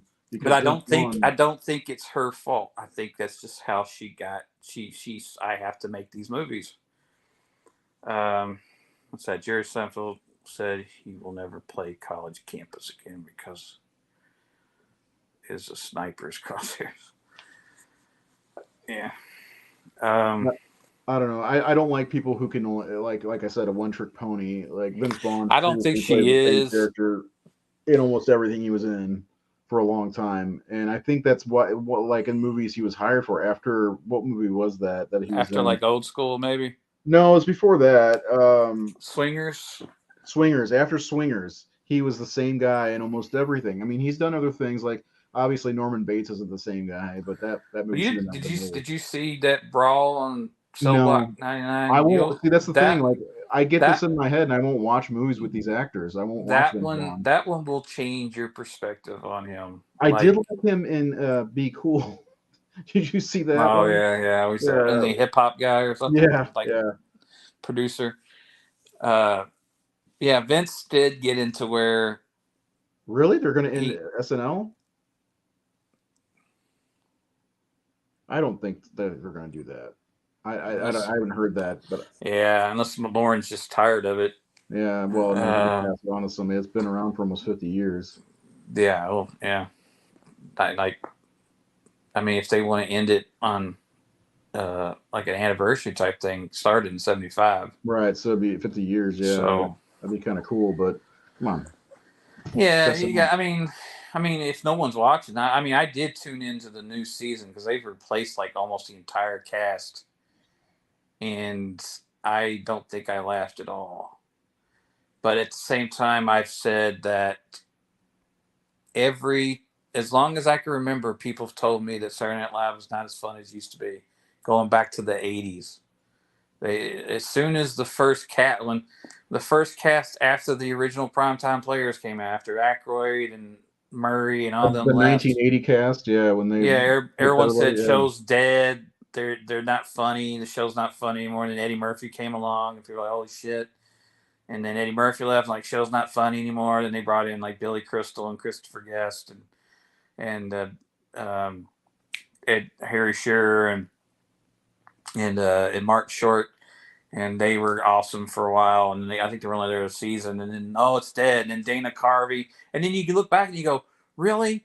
When they had Dana Carvey and Phil Hartman and Jan Hooks and Mike Myers and That's the best cast in my opinion. Kevin Nealon Chris and Farley, Kevin Neely. Yeah, that's Norman McDonald and Chris Farley and Adam Sandler and Chris Rock, and they had all like just giants all together at the time, and people like, yeah, it's not as funny as it was. Like, you're full of shit. And then Will Ferrell and all those people, Cheryl Terry and Molly Shannon, and all those people came in. They were hilarious. And like, nah, it's not yeah. good. It's not Kira Terry funny. is really funny. And like to me, I'm like, the thing is, the cool thing that Lauren did was he let it stay young. And that's really what it is. It's the older generation who were like, I don't get these kids and their humor. And because if I'm talking to my nephews who are 20 in their early 20s, they love the guys that just left the show, like the Kyle Mooney's and all these guys. Like, they think those guys are genius comedy guys. And I've laughed at a lot of things they've done, and I could see the humor, but I have a very broad sense of humor. But at the same time, there's things that they do that I'm like, I don't. Because my nephew was showing me a clip of one of the new ones. They did like a Joker at the wedding thing or something. This guy wanted to dress, one of the groomsmen wanted to dress like Heath Ledger's Joker. And he's shown it to me, and I'm like, okay. But they just kept going at it. I'm like, and I wasn't laughing. He goes, "You don't think it's funny?" I'm like, "I'm sorry."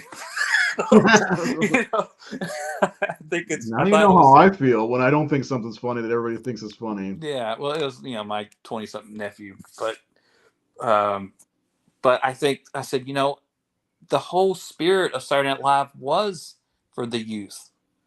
When Well, back in the 70s, it was very counterculture. Yeah, it was counterculture. Yeah. It wasn't supposed to be something that everybody got. No. When Andy Kaufman started Saturday Night Live, it came out and did the Mickey Mouse, the Mighty Mouse thing.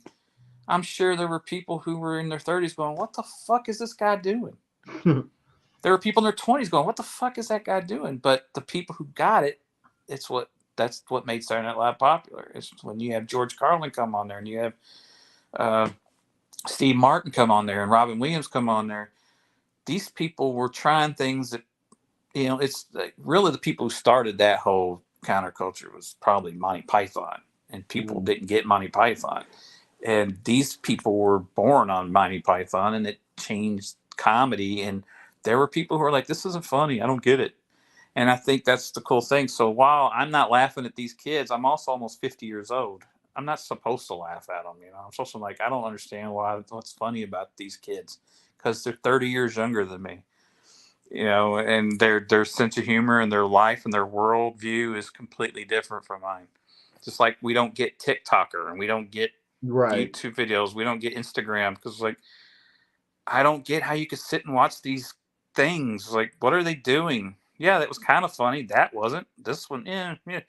But they're laughing their ass off. Like, "Have you seen this TikToker?" And I love him. And what was that one about 20 years ago? That kid even got his own movie. It was just an annoying blonde kid who talked fast.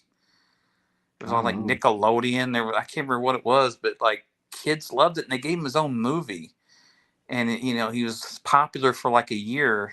And it was just some kid who was annoying and they'd speed up his voice. I don't even remember what it was called. But that's the thing. It's like they make things for the young. So when I see, 40, 50-something-year-old guys saying Saturday Night Live isn't funny anymore, I'm like, of course it isn't funny to you. It's not made for you. And that's the cool thing that Lauren has done. He's respected that every generation deserves to have that show and fit them, because it's a show for young people to stay up and watch and be their show. Most of us 45-year-olds aren't up at midnight watching a comedy show. We're going to bed tired. Yeah. And then we can bitch about it on YouTube next day going, "Oh, that wasn't funny.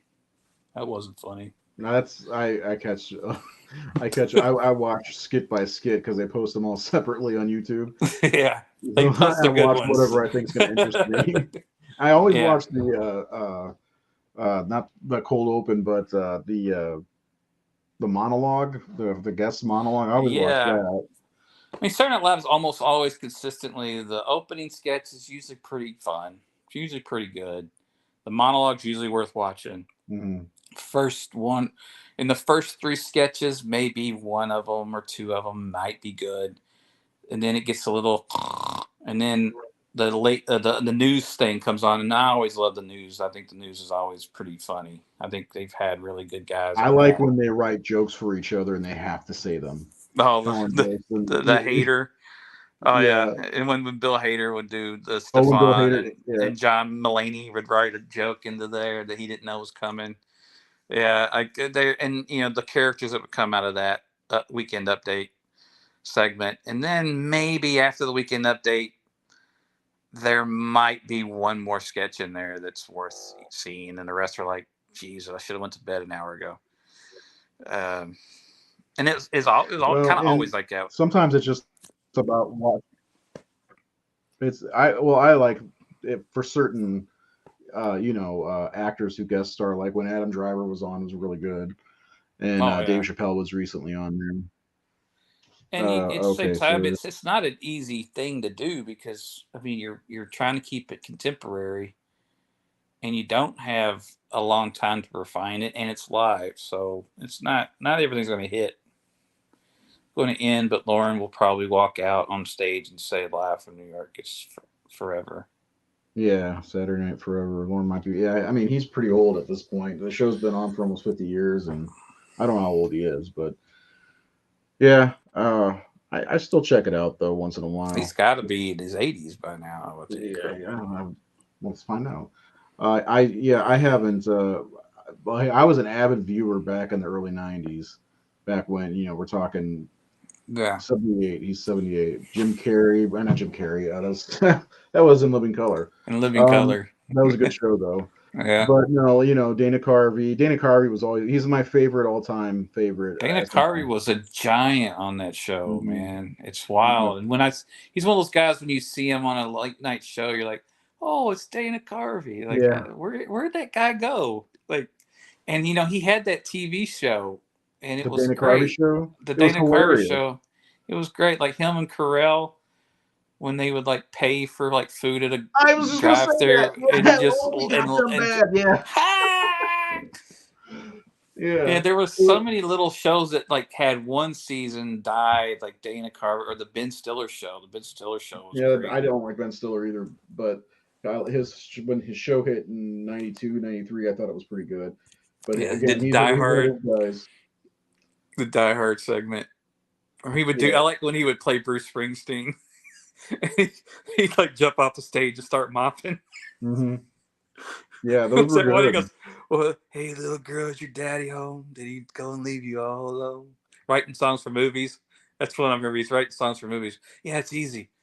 Hey little girl, is your daddy home? Did he go and leave you all alone? Oh, cable guy. Yeah. To me, Ben was best when he would play a character, like like in like going to Vince Vaughn when he was in Dodgeball, where he played the white guy, the guy that ran the gym, his enemy. I thought he was funny. I mean, I love like Tropic Thunder. He was The good in Tropic Thunder. and I he's good in something like Brad Status and stuff like that. He's when I'm he trying to plays a remember straight what character, he's good. I'm trying to remember when I gave up on Ben Stiller because I didn't see Dodgeball because of him. Actually, it was a double whammy for me. He's the best thing about Dodgeball. I know. Well, it's like I Uh, didn't see Wedding Crashers because of what's his name. I still have not seen it to this Vince day. Vaughn. Vince Vaughn, yeah. I remember feeling Wedding Crashers was a bit overrated. It was Let's a see. Flirting with Disaster. That was a huge good hit. movie. Which one? Flirting with Disaster. Ben Stiller was in Yeah. that. There's Something About Mary was good. Mystery Men. Well, it's like when they started pumping Keeping out like the Faith. Did you ever see that one? That was pretty Meet good. the Parents movies. Which one? Yeah. Keeping the Faith. It was he and Edward Norton were priests and Oh yeah. Jewish rabbi, and they met this girl, or they knew this girl it wasn't too bad. Meet the Parents. Zoolander's where I lost interest. That's Yeah. exactly where I lost interest because he still made some decent movies. Duplex was pretty good.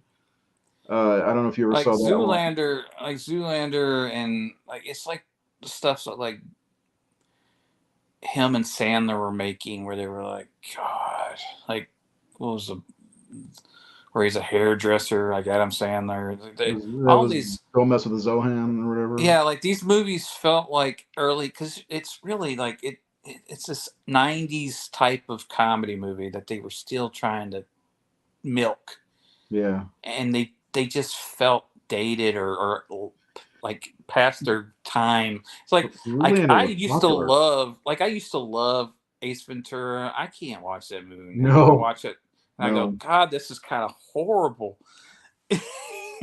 But again, What it's also I watched it a lot when it when I was when I in watched the second one 1994. the first time, I was done with those movies. Ray played The Last of Us 1 and 2, so y'all can do a show on Yeah, that. I was telling him the other day, it's like, man, I wish Ray would play those games so we could do a I show because I I just love got that I just game. got two in the mail, so Bought it on Black Friday for $10. Cool. I want to do a Last of Us show so bad, and hope with the movie show We coming up we next we month. have to have to be like me, you, and Keith, because I don't think Jared played it, and I'm certain Seth hasn't played it because I don't think he Yeah, plays video games. it's just one of the best horror stories I've ever, or horror related things I've When's ever the show come out? experienced. Like the middle of January, I think, like 19th of January, Oh so not shit. too far. Yeah, it's. I'm in the middle of like 3 games right now, so it's I mean, the show's only going to cover the first game from what I could see. really So, yeah. Because, I mean, the second game is 5 years later or something. So, I don't know how they're going to handle no that. spoiler. Because the second game is my favorite. So, I'm like wondering, like, are they going to give it a bit before they make a follow? Or are they going to create a new story in between? Or, I wonder if they'll do what they did with a show like The Walking Dead, where they try to stay true to the comic in some places, but really straight off to keep the show moving. And they might do something yeah. like that. Which they Um, could. There's enough. I mean, they do flashbacks in the game, and I think there are stories in between. I do think the game creators know, have an idea of what happens between 1 and 2. yeah, I'm sure there's something. There are flashbacks in part 2 that happen between the first and second game. Don't spoil it. Well, I'm not giving you and telling you what happens. I'm saying that So I there want are to make a moments. comment on this. The True Detective. I only saw one thing from True Detective, and it's because of Alexandra Dario. So figure that out. Best game series ever. Maybe. Which one was Vincent? True Detective. What season was he in? The I third think the one? first. I have no idea. Was he in the first? I don't. I'm drawing a blank on which one he was in. Like I liked the first season a lot. Of course, it's one of the best television series ever. That first season. Second one, Colin Farrell was great in it. Overall, I didn't love it. And the third one was made by the guy that made like Green Room and I think and Blue Ruin, Jeremy Saulnier, and that was really good. That was one with Alim. What's his name? Guy that was in Moonlight. Mershala. Yeah, he was really good. That was a really good season, and I think the new one. I think Vince Vaughn may have been in that one, the He was third in one. the second season. Vince Vaughn. He was in it Oh, with okay. Taylor Yeah. Kitsch, Kelly Oh, Riley, Rachel McAdams, Colin Farrell, okay. and Colin then Farrell, dude. You didn't see it? Colin Farrell no. has a great moment in the second series. It's like the probably the standout scene where he's kind of he's a cop, but he's kind of a fuck up. Like, and he's kind of a bad lieutenant type, and I guess his son. I think his son's kind of overweight. He's like embarrassed by his son. His son's a loser, and he's not a loser. And I think his son's being bullied. And I think some kids like steal his tennis shoes or somebody does something to his son, and he goes to the boy's house where he confronts the boy and he tells the boy, if you touch my kid or you do anything to my kid again, I'll come here and I'll butt fuck your father in front of your mother. Oh And my you god! and I think he pulls the gun out and everything. He's like, he scares the shit out of this kid.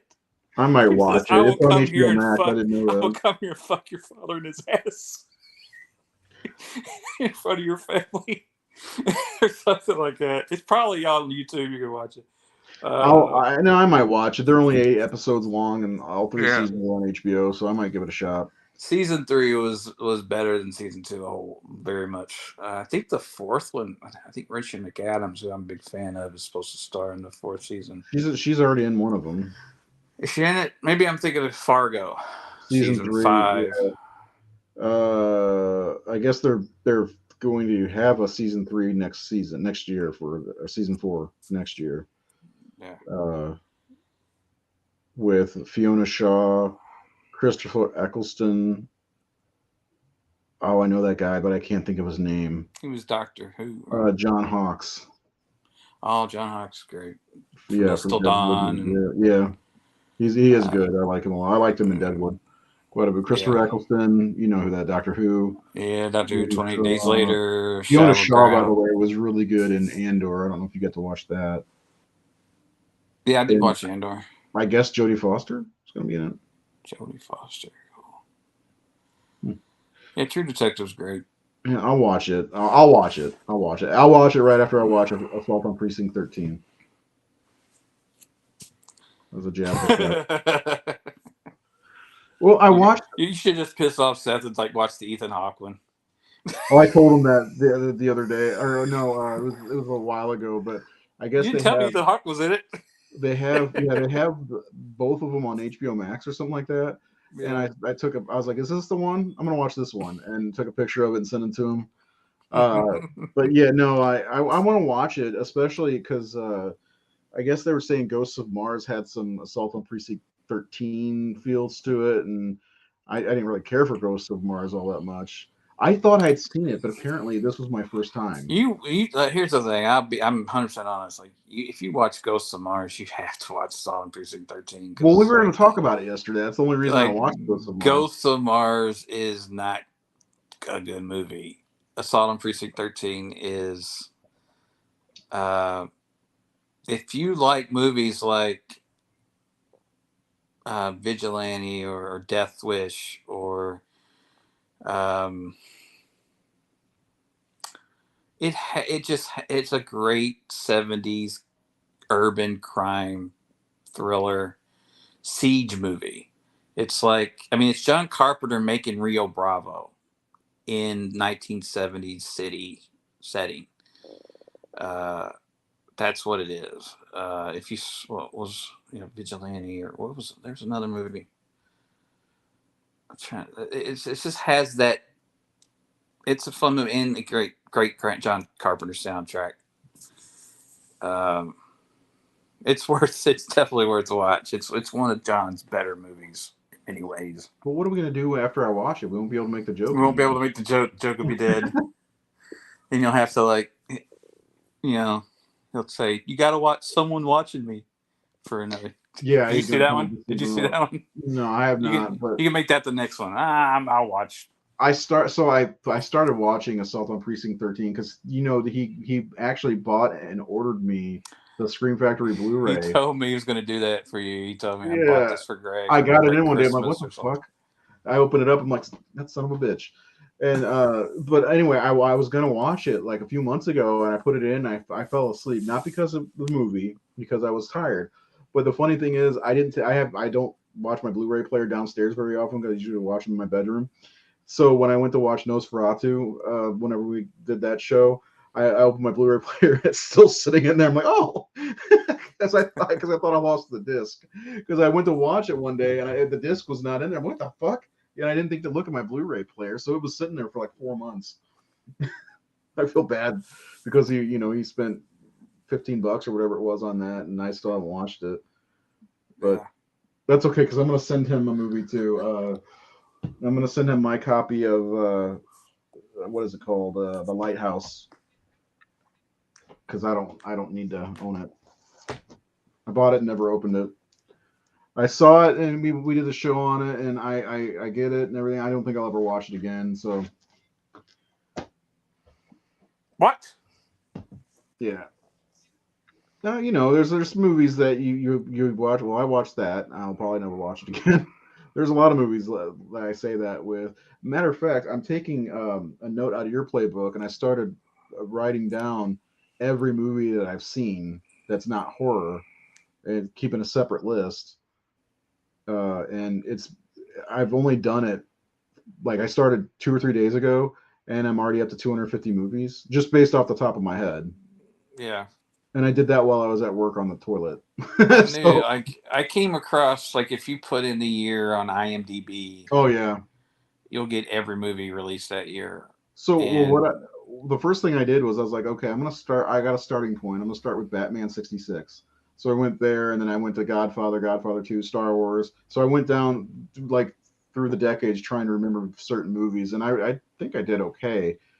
I've got a lot of good stuff from the '80s in here, like 16 Candles, One Crazy Summer, Platoon, Police Academy movies, all that shit.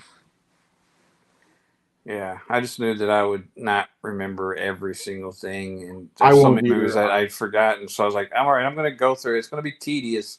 I'm going to go through IMDb, and I would go through 500, 600 titles per year because That's a lot. I mean they're in order of popularity. How many people would like look them up? But Yeah. then you get down there and like, wow, man, this I thought this movie was big, and like it's like in like number 400. Like people aren't even Well, thinking about this movie. They're like, I used to watch this a lot or something, and then of course all foreign films and everything is on there. So there's a it's lot of movies like from the '80s, for instance, that you might. Well, this was a big movie to me, so it must have been big for everybody else. And then there are people who've never heard of it. You know? what are some movies like that? Because I have a lot. What are some movies that like you watched and you Did you thought ever see a everybody movie? saw this, right? And Okay, people like what? Private Resort. You ever see that movie? That's not a John Candy movie, is it? No, it's Johnny Depp. No, I didn't see. I know of it. I don't think I saw it. It's one of his Yeah, early ones, right? Like it right was after Elm Street. yeah, it was '85, and it came out, and it was like one of those movies where Like he's uh, at a Paradise Beach yeah, him and some other worker. guy who smiles with his tongue out, and yeah, it's a goofy movie. I saw it like on Blu-ray. I was like, oh my god, I haven't seen this in years, and I watched. I'm like, oh my god, you Yeah, know. Like, I think I probably did see it. I just don't like well, that's it. what Just happened with didn't Madhouse, by the stick way, with the me. other day. I watched Yeah, it. I was like, oh my god, yes, and then I was like, oh god. What about you ever see a movie called Class? yeah, I remember Class. That was a good one, I thought. Anyway, Yeah, there's so many in the '80s because again, like if you had cable, these movies came on, and you would think like, oh, everybody knows this, and then there are oh, some where people do know, like it's like just one of the guys, and people are like, oh, I oh love yeah, just I one of love the that guys. movie, Yeah. but What then you about say like, this? what about what? From 1990, Don't Tell Her It's Me. Yes, and I revisited that recently. Um, I just watched it after Madhouse the other day. See, like, "Don't Tell Her It's Me" was the title that I remember, but I was going through. Tubi. I was going through like It's the girl, Subi or something, and it's yes, the girlfriend project or or something the like boy. that. No, it's the boyfriend or the girlfriend school. Yeah, something like that. I'm like, what the? Yeah, And I'm looking at, it, I'm like, no, that's the one with Gutenberg where yeah. I saw a good. He's Lobo. He walks alone. he's Lobo. I Walk Alone with Jamie Gertz and Yeah, Sally Long, and I used to watch that a lot, and me I too. Yeah, kind yeah. of thought Do you about remember? like, Do you remember that movie where the guy kept turning into an ogre or a troll or a demon or something like that? It's like my boyfriend's a demon or some shit. It's like mid '80s. Do is you know what that I'm the talking one about? with Scott Valentine from Family Ties Is with that the with long that guy hair? Scott Valentine? Is that his real name? He was I think this was Mallory's boyfriend. He's like, hey yo, he's Nick on Yeah. Oh yeah, My Family Demon Lover is what it's My called. First Demon name. Lover. That's what it Holy shit, dude! I fucking watch that movie all the time. was. Yeah, there's like that late '80s, early '90s. There were a lot of like movies that have fallen through the cracks. That They like won't even put on DVD or wow. Blu-ray. And Some of these. I'd forgotten about them, and then I'd watch them, and I'm like sitting here going, I remember every scene and almost every line. I must have watched this movie at least 20 times to be able to Oh do yeah, that. I gotta put My Demon And Lover on my like we list. were talking about Loaded Weapon 1, like I remembered it and I remember watching it, but when I rewatched it a few years ago, I remembered every line and I was like, shit, I must have watched this because how would I know so much of this? Like I wrote it. My boyfriend's My back. boyfriend's Yeah, back. That's I the know, one. right? Yeah, that's the zombie movie, right? Yeah. The Uh, zombie comedy. there's a Um, there's a lot of those like that that I'm like, how many times have I fucking seen this movie? I know it by heart, you know. yeah, Like yeah, what it's was it? The John Cusack was in it. Say anything. Like I know I when I saw it recently, I was like, I know this way too well, but I don't think I've seen this in 30 years. You John. I know. didn't watch that one as much. I didn't watch Better Off Dead as much. I watched One Crazy No, Better Summer. Off Dead's the one I'm thinking of. I love Better Off Dead. You watch I which one? watched One Crazy Summer a lot. That movie does not hold up. I I just still like it, they had it but on I sale for $5 on Vudu, the streaming service, and I bought yeah. it. And I was so excited. I'm watching, like, oh my god, This just doesn't hold up. Little girl, I'm gonna have nightmares tonight just knowing that dog exists. I used to watch that one. That's a nostalgia one. Well, it's like Demi Moore's in it, and Yeah. these movies, I kind of hate them these days because, like, Demi Moore is so hot in that movie. Oh, You she's know, really where like one he's of the lusting best. after this blonde girl who's just not that great. But No, Demi Moore's in but it. And it's like, Demi Moore was really pretty in that movie. yeah, she was. It's like, I watched another movie like that where the girl was like, oh, it was Lucas. You remember Lucas? Oh yeah, Yeah, and Winona Ryder's in that, and he's after Carrie Green, he's who after is Carrie beautiful. Green, who's But pretty, but Winona Ryder is just as pretty. She just got a dumb haircut. You know, like yeah. I may prefer Winona Ryder, to be honest. Yeah, Carrie Green's really pretty, but she's not Winona Ryder. well, Predator is a more well-known movie. We're talking about these ridiculous movies, because the Lucas was one I showed my daughter recently, and I was that's another one I was line for lining it, which was surprising because I don't think I'd seen it in 20 years. Well, like I just saw my nephew Men at Work this last weekend. God, I need to watch that again. I love that movie. And then, like, after we watched it, he wrote me like 2-3 days later. He was watching Apocalypse Now or something. He goes, I had no idea that Charlie Sheen and Emilio Estevez were brothers. Like, even when we were watching it, I was like, yeah, Martin's name is Raymond Estevez. Yeah. Well, not to mention they look almost exactly alike. Yeah, they do. I mean, it's weird. It is really weird because both sons look a lot like their dad, but they don't look exactly alike. They both have different things. Like, I think Emilio sounds like his dad a lot. And I think Emilio and Martin both have blue eyes. I don't think Charlie is. Maybe I could be wrong on that. Maybe it's just because Charlie's hair and eyebrows are really dark. They do. They both do like look But parts of their dad for sure. Acting wise, Charlie doesn't remind me of Martin. Emilio reminds me of Martin. They had the same kind of laugh. Charlie Sheen was in Lucas. Well, I think that might have been one of his first movies. It's a bad rumor about that movie, though. Yeah, I know. About Charlie. Yeah. Yeah. And Corey did a lot of movies before Lucas. Even there's one. Was it Murphy's? Was it like Murphy's Romance that he played like Sally Field's son with James Garner?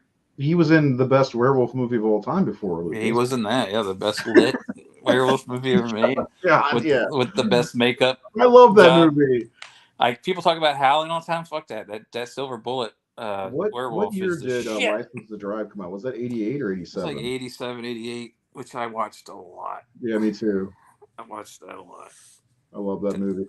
Anytime Corey Feldman and Corey Haim popped up, I was in. I always have a crush on Heather Graham. That was the first time I remember seeing her. Yeah. Yeah. And then the big moment in Boogie Nights, getting to see her without clothes on for the first time. Yeah, skate girl. What was skate? Roller girl. Roller girl. Yeah. One crazy song. George Wendt turns down sex with Demi Moore. He does? George Wendt? George Wendt? I didn't know he was in. He's not in that. I don't remember him being in One Crazy Summer. It was somebody else. It wasn't George Wendt. Because I just watched that. Who could it have been? I wonder why he's getting it confused with. I don't know, because he was too busy filming House back then. That year. Yeah. And stuff like Tough Turf. Did you ever see Tough Turf? Yeah. I loved Tough Turf. Do you remember Rad, the bike movie? Rad and BMX Bandits. Yeah. And Thrashing. And Thrashing, yeah. Oh, Airborne. Airborne, yeah. North Shore. Do you remember a movie with Peter Horton and C. Thomas Howell called Side Out, the volleyball movie? Yep, I love that movie. Watching that movie a lot. Watched it all the fucking time, yeah. There was a movie with Brian Austin Green I think it took place in the 60s, but it was maybe not. But this kid moved from, Chicago or Minneapolis or something like that. He was a hockey guy, and he moved to the West Coast. And he learned how to surf, and it's like All American Summer. That's another one I watch all the time. And then he got trapped in some cave or some shit. There's so many movies like that where like somebody comes like I said North Shore where the guy goes to Hawaii to surf and Let's see, George Wendt's not in One Crazy Summer. You got Curtis Armstrong, Bobcat Goldthwait, Joel Murray, William Hickey, Joe Flaherty, Mark Metcalf. William Hickey is the dad of the villains. Hey, Daddy. Hi, Dad. Hey, Grandpa. He's in his little chair. William Hickey. I love that dude. This movie was really funny when I was younger. Bobcat Goldthwait. Yeah.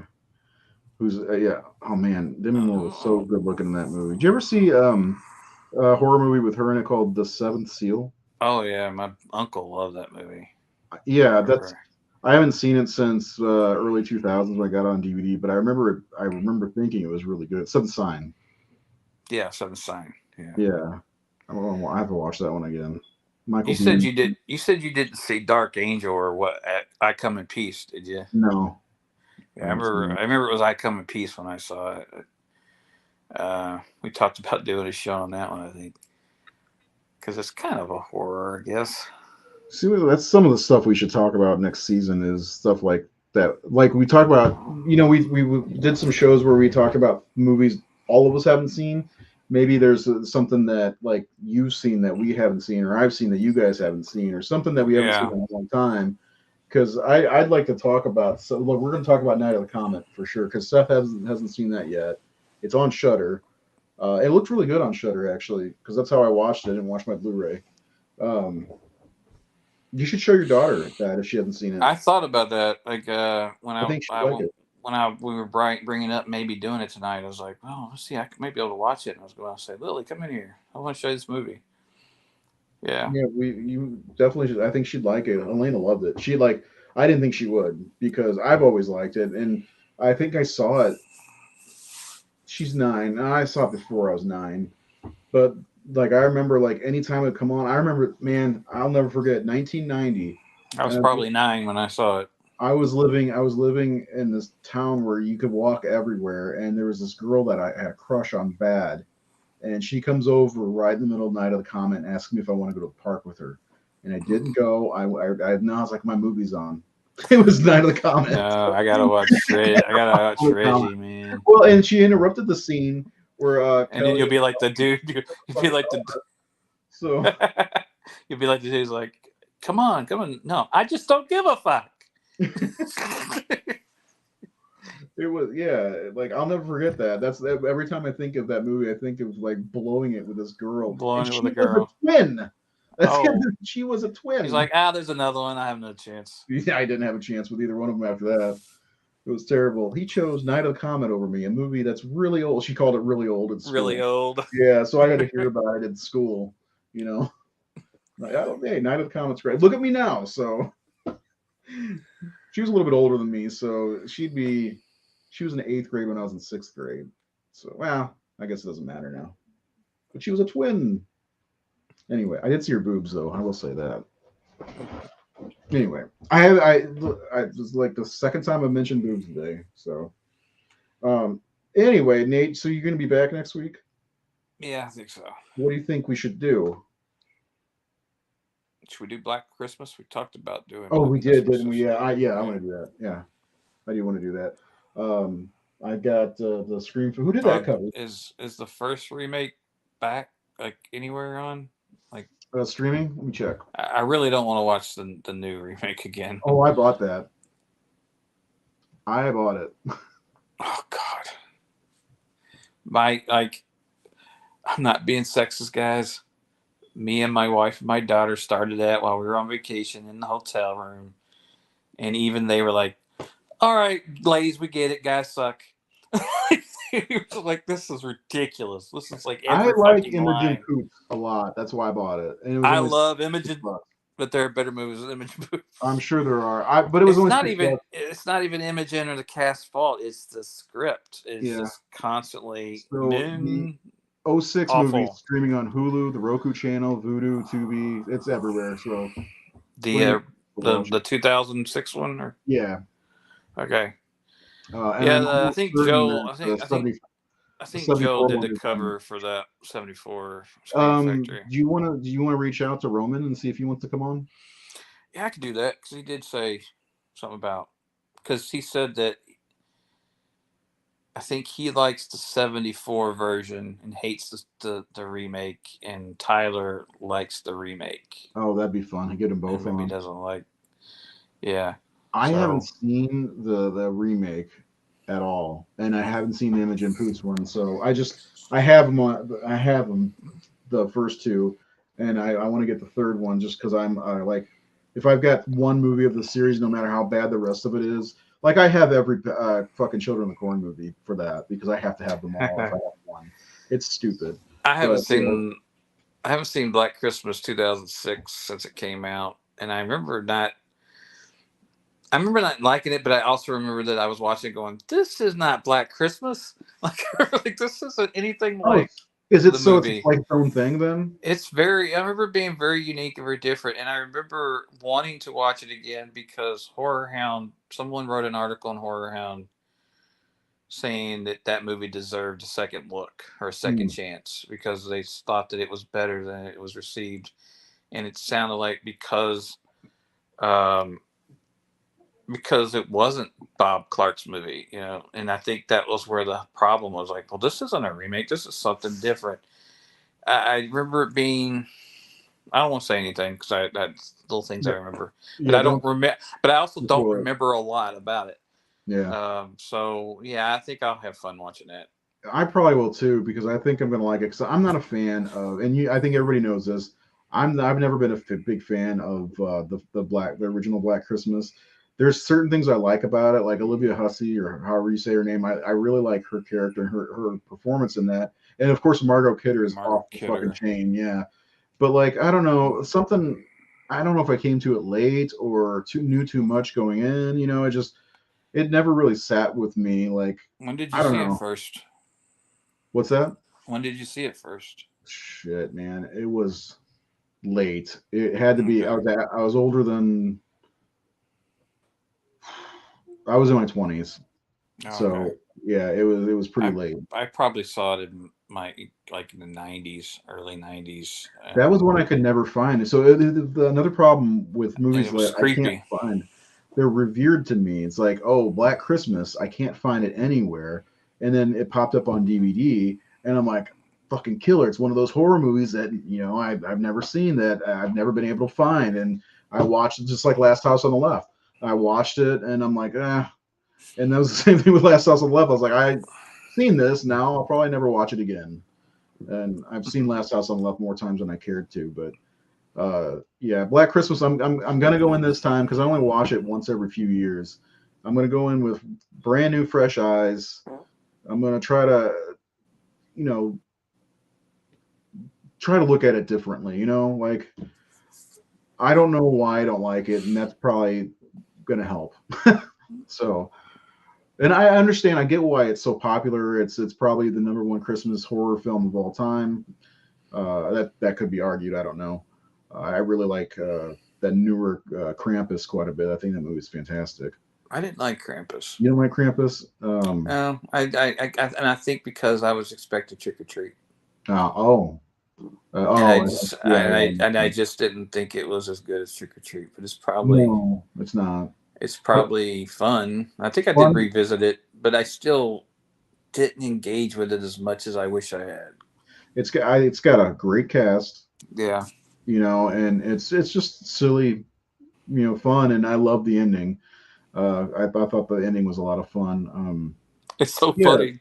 Krampus is a movie I've done like several pieces of artwork for, have you and really? I think I did. I think the last thing I did was Scream Fact, or I did Fright Rags. I did Fright Rags shirts.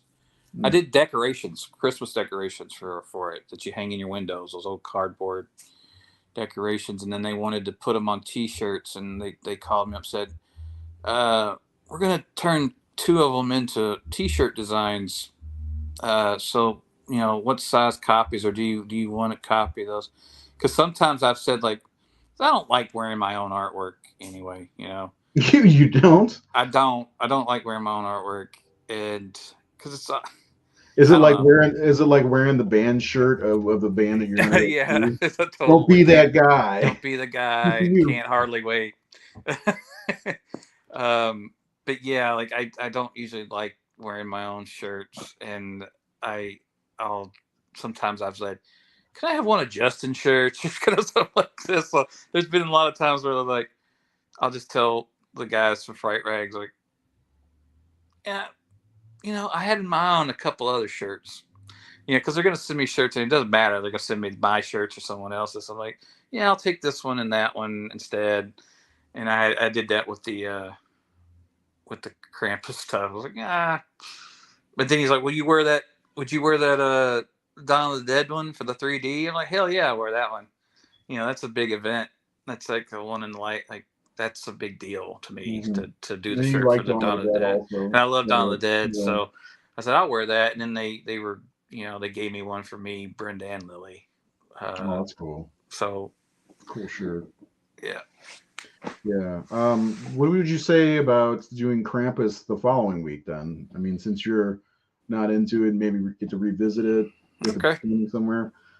And then that'll close out the year for us, I think, because we'll come back with the how many do you want to do for 2022? What now? How How many? many? Yeah, because I'm up to 41 now. I'm almost horror out. Like there's a lot that I still wanted to see, but I'm almost like I don't know what it is, but I'm not like rushing to horror movies right now. Neither am I. Maybe because I'm burnt out on watching it. Yeah, I'm stuck in a bed. right. uh, so I don't know how many more new horror I'm going to get to. I've watched probably almost 40 this year. Yeah, Uh, I think a top 15 would probably be ideal, just because I think the longer the list, of course, the less we get to talk about them. yeah. And at the same time, some The of most them important ones are going to be in the top 15 anyway. yeah, and some of it sometimes. I mean, the only benefit of doing 20 is that because some of them I've only seen once, they may not be that fresh in my head. I remember they were great. I remember liking it. Like I've been trying to revisit this week. Actually, I have been watching a little horror because I said, I haven't seen Scream since it came out, Yeah. and I saw it in theaters, so I Mhm. popped it in. I had the Blu-ray, just never opened it, and I watched it, and I wasn't as engaged with it. That's funny. I liked it better the second time. Yeah, I don't know. And then I watched X today. I hadn't watched X since I saw it in the theater. Mhm. Um, and then I haven't rewatched Barbarian yet, and I haven't rewatched a few others. And I want to rewatch Nope, and I've only seen Nope once since in the theater. I have the Blu-ray. I do too. So that's the other problem. I was like, well, I could talk about them, but they're not really all that fresh in my head, because I don't have the time to rewatch movies a lot anymore. What we'll Like do is, the movie's weird. Like I watched Halloween Ends like 6 times, but I like watched Nope once, and Barbarian once, and X well, once, and Pearl that's a little once. different though, because you do have a love affair with the Halloween series, Yeah, it and had you a were lot to do with trying that, to. I and we did a mean, show on it. If we had yeah, done a show on X yeah. and Nope and all that, I would have watched them I all. wanted to do shows on all those, but Eventually, we uh, need to. We need to do an X Pearl show, what we should do or it when after that new one comes the out. third one. Yeah, when the Yeah, third one comes out, we should do a trilogy that'll be show. fun. That'll be fun for me because I like. So what we'll do is we'll do 20, but we'll do 15. We'll do so my like going off my list. That's Dash Cam, Texas Chainsaw, Allegoria, Moloch, and Dark Glasses are my 20 through 16s, and we'll just mention them, Yeah. and then we'll get to the breaking down at 15. Like 15 Sissy for me. That movie was great. Sissy was really good. Not what I expected. That The was very, scene, very unexpected. Like I really enjoyed that. I'm surprised as once it gets into the we won't spoil it for anybody who hasn't, but like once it gets into the, oh, this is what this movie is. yeah, Fucking cool. Yeah, Yes, this is fun. Like, it was. yeah. It was a lot of fun. It just how everything falls into place by the end is like, are you fucking for real? Like I after and Helena watched that one with me, and she's like, that was a wild movie. I'm like, yeah, it was. It was. And the trailer does not do it credit, but I love that your daughter watches these with you and just gets. It seems like her she's excited favorite with them. her favorite of the year so far is My Best Friend's Exorcism. That was fun. That was fun. But I got The Seed, Prey, Terrifier 2, which I thought was better. Smile, Hellbender. Did you watch Off Season? Yeah, I I did liked like. I Off like that Season. one. I'm just. I don't know about Terrifier 2. I don't know if I'll watch it. Yeah, I guess I have to, it's but on Screambox. I don't have Screenbox. But Get it for it's free like, and then cancel. yeah. I don't know. I read someone's post about the bedroom scene thing that everyone's talking about, and I'm like, that just it just seems, and I kind of feel like it was done to be shocking, Well, and he I had to hate top that. the chainsaw scene from the first Yeah, he movie. had to top it, and it's like, to me, I just don't like that type of filmmaking. I'll I be just honest with don't. you. I watched that movie and I was waiting the whole time to figure out where that scene was. The one where there was like puking and whatever. I'm like, because it wasn't that bad. It was too much, but it wasn't too much for what I had seen before. It If that just makes sense. sounds so cruel for the Yeah, purpose of being cruel and shocking and upsetting, and not in a classy way, but in a, because it's not hard to think about that, to come up with that stuff. It's really not. People are like, oh, they went. It's just having the notion to do it yeah. and to put it on screen.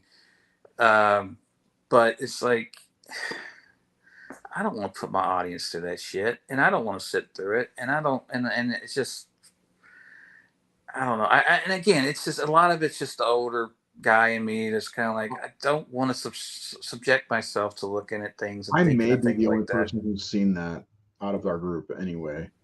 So, Yeah, it probably um, won't make our list, and people are I like, don't "Where's think it'll make our Terrifier list. 2?" I'm almost certain I have an idea of what number one's going to be, Yeah, which I think it'll be Barbarian, which I think is.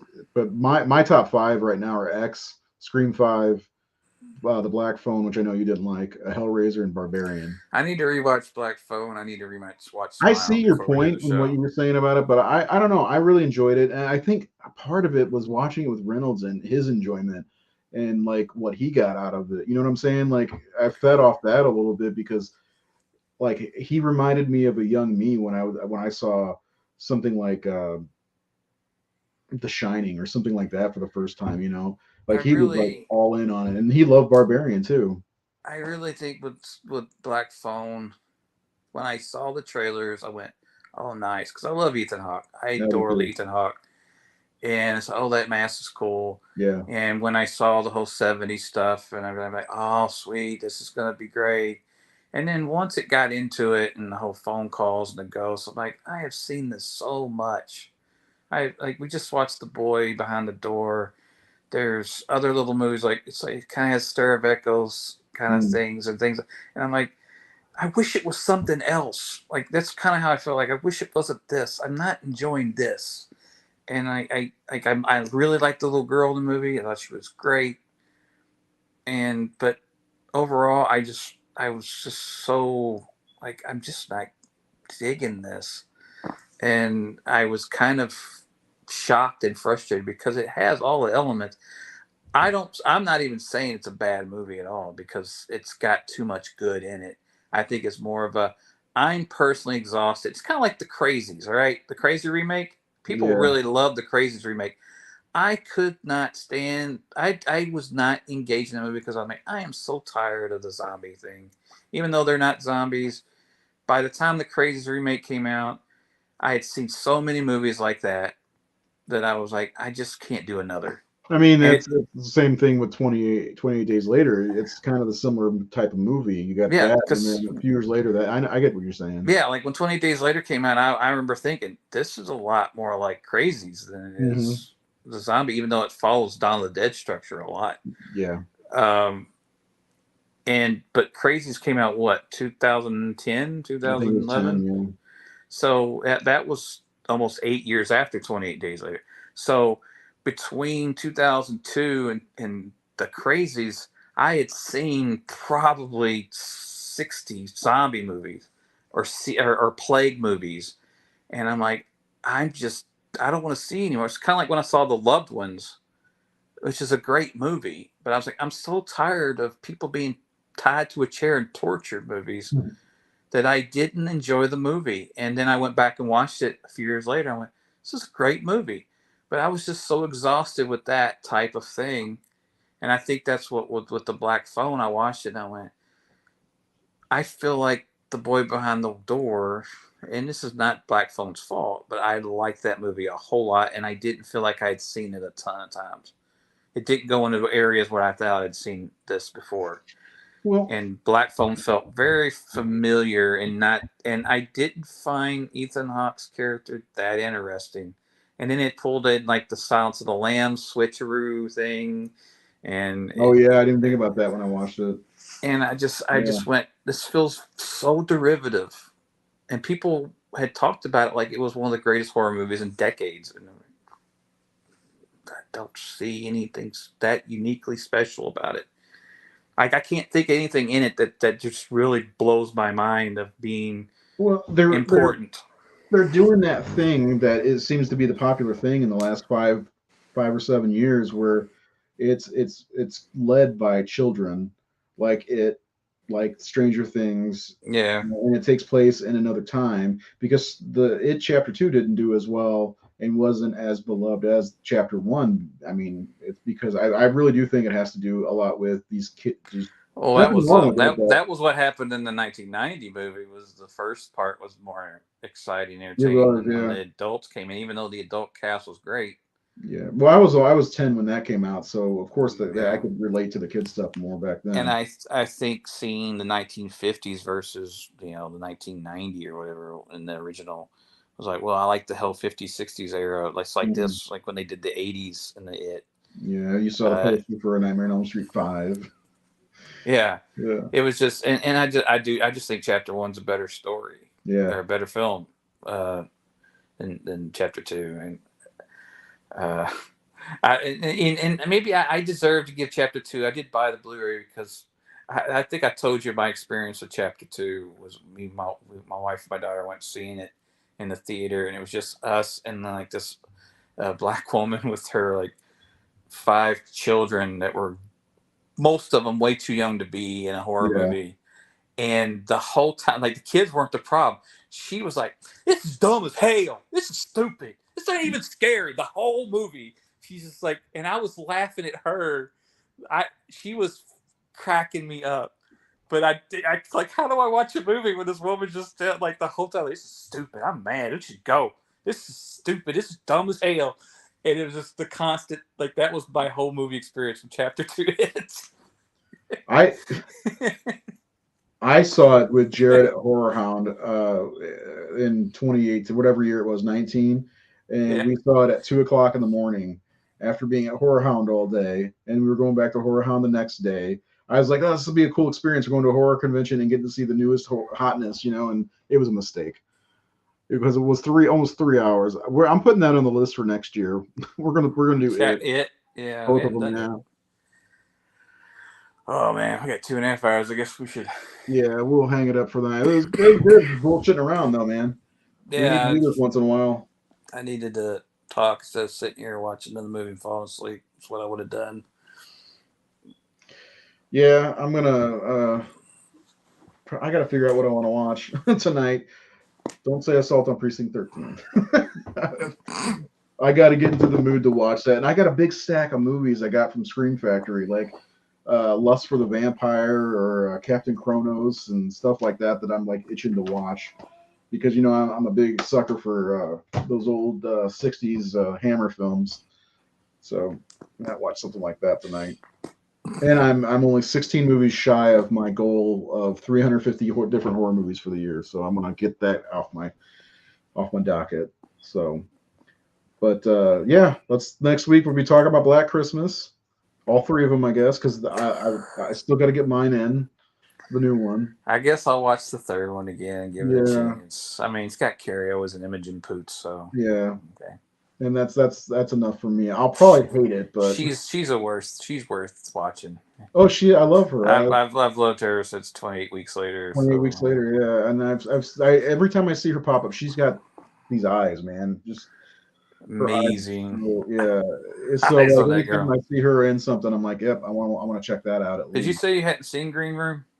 No, I still haven't watched that. I have it, but I haven't watched it. Dude, we got to do That's been Green. on our calendar for like 2 years to do a show about, and we're That's gonna have to one get of around to it. her. That's one of her best films, and that movie is just like Jeremy Saulnier is a great filmmaker. Like that's a guy that we should talk about because I mean he's done a couple. I mean his first movie. I don't know if it was his first movie, but he did a movie called Murder Party, which is a horror comedy slasher It was bloodbath movie. like a super indie movie. Yeah, it was really fun. Then he did that movie Blue Ruin, which could be classified as a horror film, but it's a revenge film. But it is phenomenal, and like that's a movie I heard Robert Englund just praising for years. Like I saw it when it came out, but I was like at Horror Hound talk like when I gave him a copy of Confession, and he was telling the people in line, if you've not seen Blue Ruin, and he was going, it is the best revenge movie I've ever seen, and he's going on and on about it. And then Green Room was the movie he did after Blue Ruin, and then he did that season of True Detective, like season 3. And he did another movie with I think Kate Winslet. Hold the Dark. Was that? Yeah, Hold the Dark. He did Hold the Dark. Yeah. Was Kate in that one? Looking. It's got Jeffrey Wright, who I Jeffrey Wright. love. Yeah, Jeffrey Wright's the star of that one. Alexander Skarsgård, James Badgedale. I don't see her. Maybe she wasn't. I think I'm thinking of the one she did with Idris Elba, but which was done by I think Derek Cianfrance is what I'm He's getting mixed got a up. movie coming out, or it came out this year called Rebel Ridge. I gotta see that. Have you seen that trailer for that new Christian Bale Scott Cooper movie? Mm-mm. It's like the Pale Blue Eye or something like that. Looks really cool. I've heard about it, but I haven't seen. I didn't know the trailer was out yet. I like Christian Bale's movies that aren't Batman. Well, this is like Scott Cooper who made like I think he's the one who made Antlers.